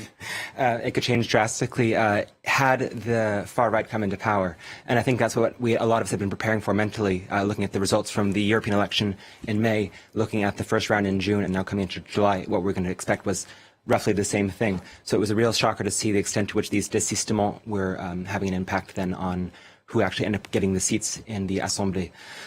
In terms of the sector of immigration law, it'll be curious to see how this develops. We're not going to have a clear mandate who will be governing this country, who will be the prime minister. I guess you could call it a fear with regards to Bardella coming into power was that he was going to pass a lot of laws that were not aligned with, long-standing French values, and that was going to have a lot of constitutional challenges and conflicts. Now, with this blocage, with this blocking, I could kind of foresee that nothing much changes. That we have these three, groups, all of them are, no one has attained the absolute majority here. And so as a result, I could conceive of a situation where immigration law doesn't really shift in the years to come. Now, we're on track for at least 12 months of this. We're going to have to see in 2025 if we have another snap election or not. And that might be another moment for Marine Le Pen and Jordan Bardella to come back into power, and or 2027. So we'll really have to see how this shakes out. It is going to be a crucial next 3 years, of course. And let's just take a look back at those results. Just a reminder, once again, the left front, the new Popular Front, getting the most seats. That's according to projections. That's followed by Emmanuel Macron's coalition, that Together coalition, also involving Horizon from Edouard Philippe and Le Modem. That's François Bayrou's party. And then that right-wing coalition, the party of Marine Le Pen, Jordan Bardella, coming in third. That's not what the first round prediction had said. Well, let's go back to Diptyka, Laurent, and just explain to us, Diptyka, this left coalition, there are certainly different aspects of the power play here. We heard Jean-Luc Mélenchon take to the stand straight away when those results were announced. And should we be reading into something here in terms of France Unbowed, basically taking the bastion forward? Well, if you look at the results, and as I mentioned earlier, the party with the most seats gets to typically choose the prime minister. But if you look at this new Popular Front coalition, this is a four-party group with parties really spanning quite widely on the political spectrum within that left part of the political spectrum. So you have the Greens here, they picked up about 33 to 36 seats. You have the Socialist Party, 60 to 64 seats. Now the Socialist Party, of course, is François Hollande's party, the former president of France. France Unbowed, that is that hard left or far left, call it what you will, that party led by Jean-Luc Mélenchon, who really is a seasoned politician who's been here forever.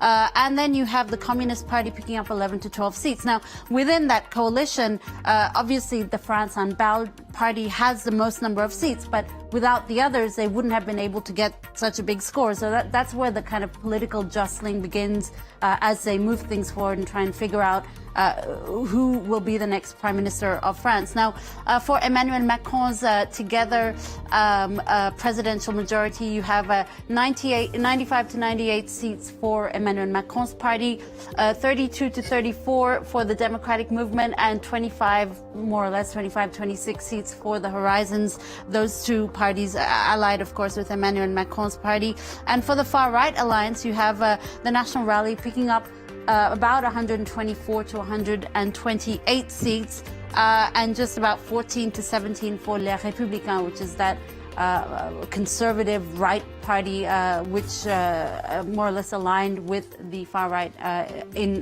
during these two rounds of voting. So you really have that kind of breakdown. You see there are many, many parties making up these coalitions, and this is what will make that task of deciding how to form the next government much, much more complicated, Jean-Luc. Well, fundamentally, the message from that group, which has won at the most seats, according to projections, was that it was all about stopping the far right. And in order to do so, we mentioned there with Anna, it was about making sure that you give your seat to someone who has a better chance of stopping the far right. And that was between the centrists and the leftists. Now, we heard from the ecologist head, Marine Tondelier, about the impact that it had on the parties to humble themselves in a way and make sure that the right didn't gain into power.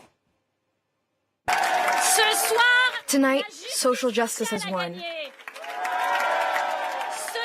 Tonight, environmental justice has won. Tonight, the people have won. We worked together by taking a very clear position in the second round, by withdrawing candidates where necessary to prevent the far right from winning. But let's be clear, this didn't come so naturally and quickly for everyone. However, the final result is what matters. Voters have prevented them from winning. Thank you. That's Marine Tondelier, the ecologist here, they're speaking. Damien, I'm going to come back to you now. Jean-Luc Mélenchon, the first speaker, how much should we be reading into that? We saw the results there, these projected results, 73 to 80 seats, puts the France Unbowed party, branded as hard left, as the leading party in that left coalition.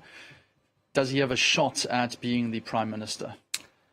I think it's a very, very long shot. I don't think he really have a shot, because the real difference between the New Popular Front and the former left-wing alliance is clearly a new balance of power. And it is the consequences of the European elections, in which the socialists were quite ahead before the France Unbowed.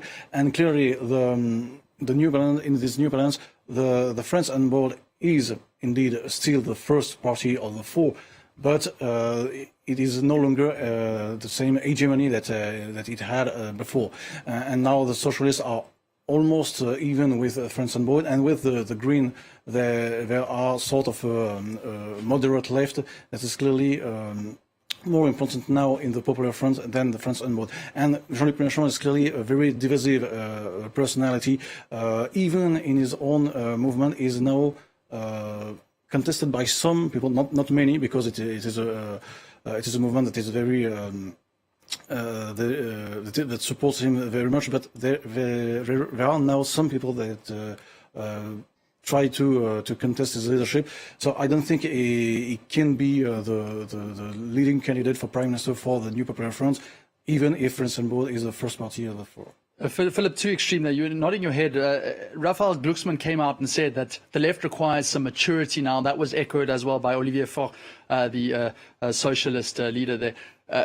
Is there some kind of understanding now that is going to be expected from them to reach out to the centre? Well, there are several problems here that nobody has really taken on board yet. And I was watching before we came on air the interviews on French domestic television by the different heads of the different parties, and many of them part of this left-wing grouping of the New Popular Front, that's to say the Communists, the France Unbowed, the Socialists and the Greens. They've all come together to say, right, we need to beat the National Rally. We'll put our disagreements aside. We'll argue about those afterwards. Well, they've done what they came together to do. Nobody has an overall majority, so nobody has won this outright, and nobody can form a government that's going to be able to push policies through. So if they're going to get anywhere, they have to work out some kind of an agreement. Now, France Unbowed is the leading party. That means Jean-Luc Mélenchon, who is the leader of that party, is the one who's won the most seats out of this left-wing grouping. Normally, under normal circumstances, which is a word you can't apply to anything that's happened today, he would be the man who would be probably appointed prime minister by Emmanuel Macron. But the problem for Jean-Luc Mélenchon is that he's someone who is seen as what they call in French a repoussoir, someone who pushes people away because they don't really have the confidence in him to be a leader. He's a very divisive character.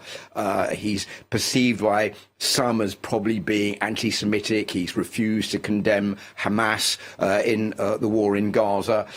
So a lot of people in France are saying we don't want Jean-Luc Mélenchon to be prime minister. If he were appointed by Emmanuel Macron, the chances are that he wouldn't last because he would be voted down by the National Assembly itself. So what they've agreed to do, these four parties, is to have an internal vote amongst themselves to say, right, we're going to choose a candidate ourselves. We're going to choose a candidate who is going to be able to do the job, and then we'll present that candidate to Emmanuel Macron. So that's going to be the next step. And they come up with a candidate who they think could fulfill the job. Some are saying it could be Marine Tondelier, the head of the Greens, for example, who would be a suitable person to be cohesive for the whole group. We don't know right now who that's going to be, but their big problem is, whatever happens, they don't have an overall majority. They're going to have to work together to get any policies through. France doesn't have any money in the state coffers. So if they're going to do away with the pension reform and put the pension age back to 60, they're going to increase the minimum wage. They're going to have to find the money somewhere, in the knowledge that France has a 3,000 billion euro debt, which is the third biggest in the European Union. That's massive. Poses a lot of problems about what is going to happen from now onwards. They've been the National Rally. Where we go from here? Well, for the moment, not very many people can answer that question. And of course, then there's the danger of votes of no confidence. Daniel, I'll throw to you on this, because now, in terms of a hung parliament or any kind of scenario, we don't have policies being pushed through. what is the risk for human rights and basically everything that the voters of the left have been urging France as a nation to keep in mind when they take to the polls? I'm not sure what's going to actually be able to get produced from that. You know, when it comes to some of the policies that the party on the left was trying to promote in terms of, you know, more dignified welcome for folks, in terms of letting folks regularize their status, coming out of the shadows and so forth. These are the propositions that they're trying to promote, but the voters might feel frustrated when they don't see that happening. So one of the macro ways that I've kind of analyzed French politics is that they voted for the left and they were unsatisfied. They voted for the right, they were unsatisfied. They voted for the center, they were unsatisfied. And now they're turning to the Rassemblement National to try to find some kind of satisfaction. What we didn't get out of the elections for tonight was the chance to finally see the RN in power, whether it be as a prime minister or eventually in the presidency. So they still are existing as this specter. Like they're still around the corner. There's still a possibility. There's still the hypothetical party with hypothetical ideas that may or may not get struck down by the Constitutional Court here in France. And that idea by Charles de Gaulle in the Fifth Republic to make sure that the extremes, as Philip mentioned, do not get into power, somehow still playing out. Again, just a reminder of the results as they stand, these projections coming through, and that is that the New Popular Front has the majority of seats with the coalition of Emmanuel Macron's Renaissance Party, the Together coalition, coming second, and the Republican the National Rally in third, not projected. Well, we do have some international reactions coming through, and I'm going to go to Bénédicte Pavillot, our correspondent in London. Bénédicte, there were many people saying that the French were looking on enviously towards Britain, possibly for the first time in a long time, in terms of that large majority that Labour did manage to get in their election. Now they can push policies through. France is in a hung state, possibly going forward. Just what is the sentiment there looking here across the English Channel? Well, I can tell you that the attention of the British media is firmly focused on what's going on in France, and therefore, although this is happening quite late at night, they are very much looking at these results, and the predictions were very much that there would be chaos, and there was a lot of questions being asked here about what would happen since the Olympics were shortly coming up. But we don't have, as far as I know, an official reaction to that yet from the new Prime Minister. What I can give you, and breaking news on France 24, is you know that the world is cut up into 11 constituencies for French citizens abroad. And we had an outgoing MP called Alexandre Holroyd, who had been elected and then re-elected 2 years ago. He's now replaced by Vincent Coeur. He was the candidate. And we've just heard it was a duel, and the two people who came out of the first round and going into a duel in the second round were Charlotte Mainvielle, who previously had been for NUPES a few years ago, but is now for the New Popular Front. So that's the left-wing alliance. And she was standing against Vincent Coeur, who is new, and he was the candidate, in fact, for Ensemble. And I was speaking to him a short while ago, and he thought he had won. But we have now had a concession message from Charlotte Mainvielle. So although the results are being signed, I understand, for the United Kingdom as we speak. After the first round, there was just 63 votes between them. I don't know what it is, what the difference is between them, but it seems that Charlotte Mainvielle has conceded, and Vincent Coeur, it would appear, will be the new MP for Denmark, Ireland, Finland, the UK, Norway, Iceland, Latvia, Sweden, Estonia, and Lithuania. So that is the result from the third constituency of French citizens abroad. Breaking news here. Bénédicte, thanks so much for that thorough breakdown, and we get all those countries there, the MP announcement there. And I'm going to come to you just very shortly. We mentioned the Olympics. It's something we have to absolutely touch on because it's just less than 3 weeks to go until France's biggest sporting event in its modern history, and now we have to deal with this. Is it something to be worried about, though? Well, look, I believe there was a magazine this week that said that maybe the Olympic Games might be cancelled by the International Olympic Committee if there was upheaval in Paris, in France. Apparently that is not the case now. apparently, so far. So it seems that they have a smooth path to go on and show French know-how on organizing these Olympic Games. We don't know who will be standing next to Emmanuel Macron as Prime Minister to welcome the athletes. We'll see. There is some talk, just to rebound on what has been said all night, there has been some talk that maybe in the end, after all the horse trading, the name of former President François Hollande, who was elected deputy, this member of parliament tonight, maybe his name will come up as a possible prime minister that might be accepted by the far left, the left, and the center right. What a turn of events that could be. What a turn of events. And everybody asked him immediately when he ran for parliament, is that to get revenge on Macron? Because, Macron stabbed him he put Macron up in the political scene, and Macron stabbed François Hollande on the back a few years ago. So this is, that would reassure maybe markets to have someone who has experience and who'd be running Matignon. And we don't know, we've been mentioning a little bit before, but France has to issue some bonds very, very soon because they need fresh money to pay. They need 300 billion euros just this year for, paying off some salaries and paying off some debt. And as Philip said before, they have 3 trillion euros in debt. That is absolutely amazing. It will be impossible to pay in a lifetime.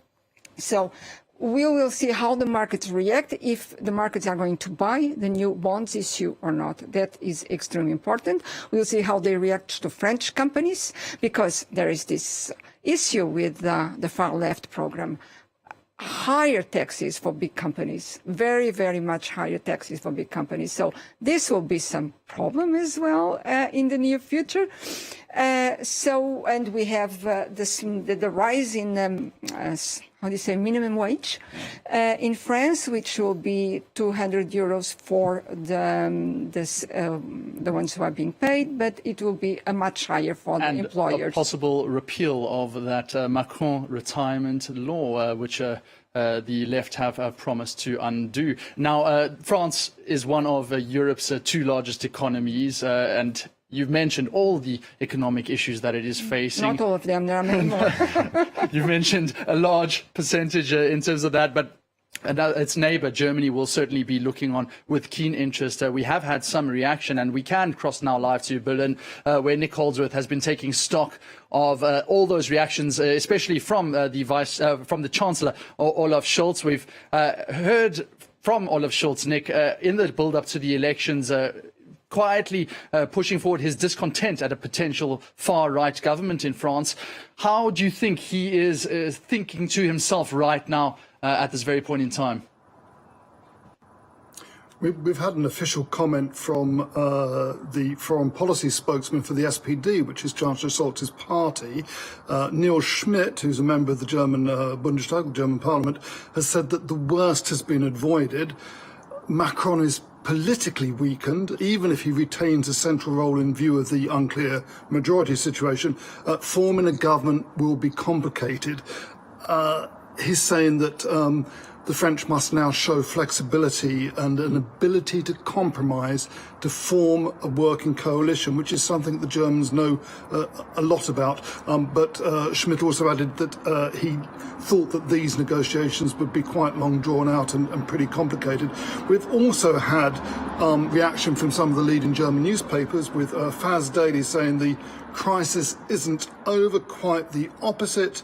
We're headed for a period of instability in France and across Europe, with a fragile government coalition in France.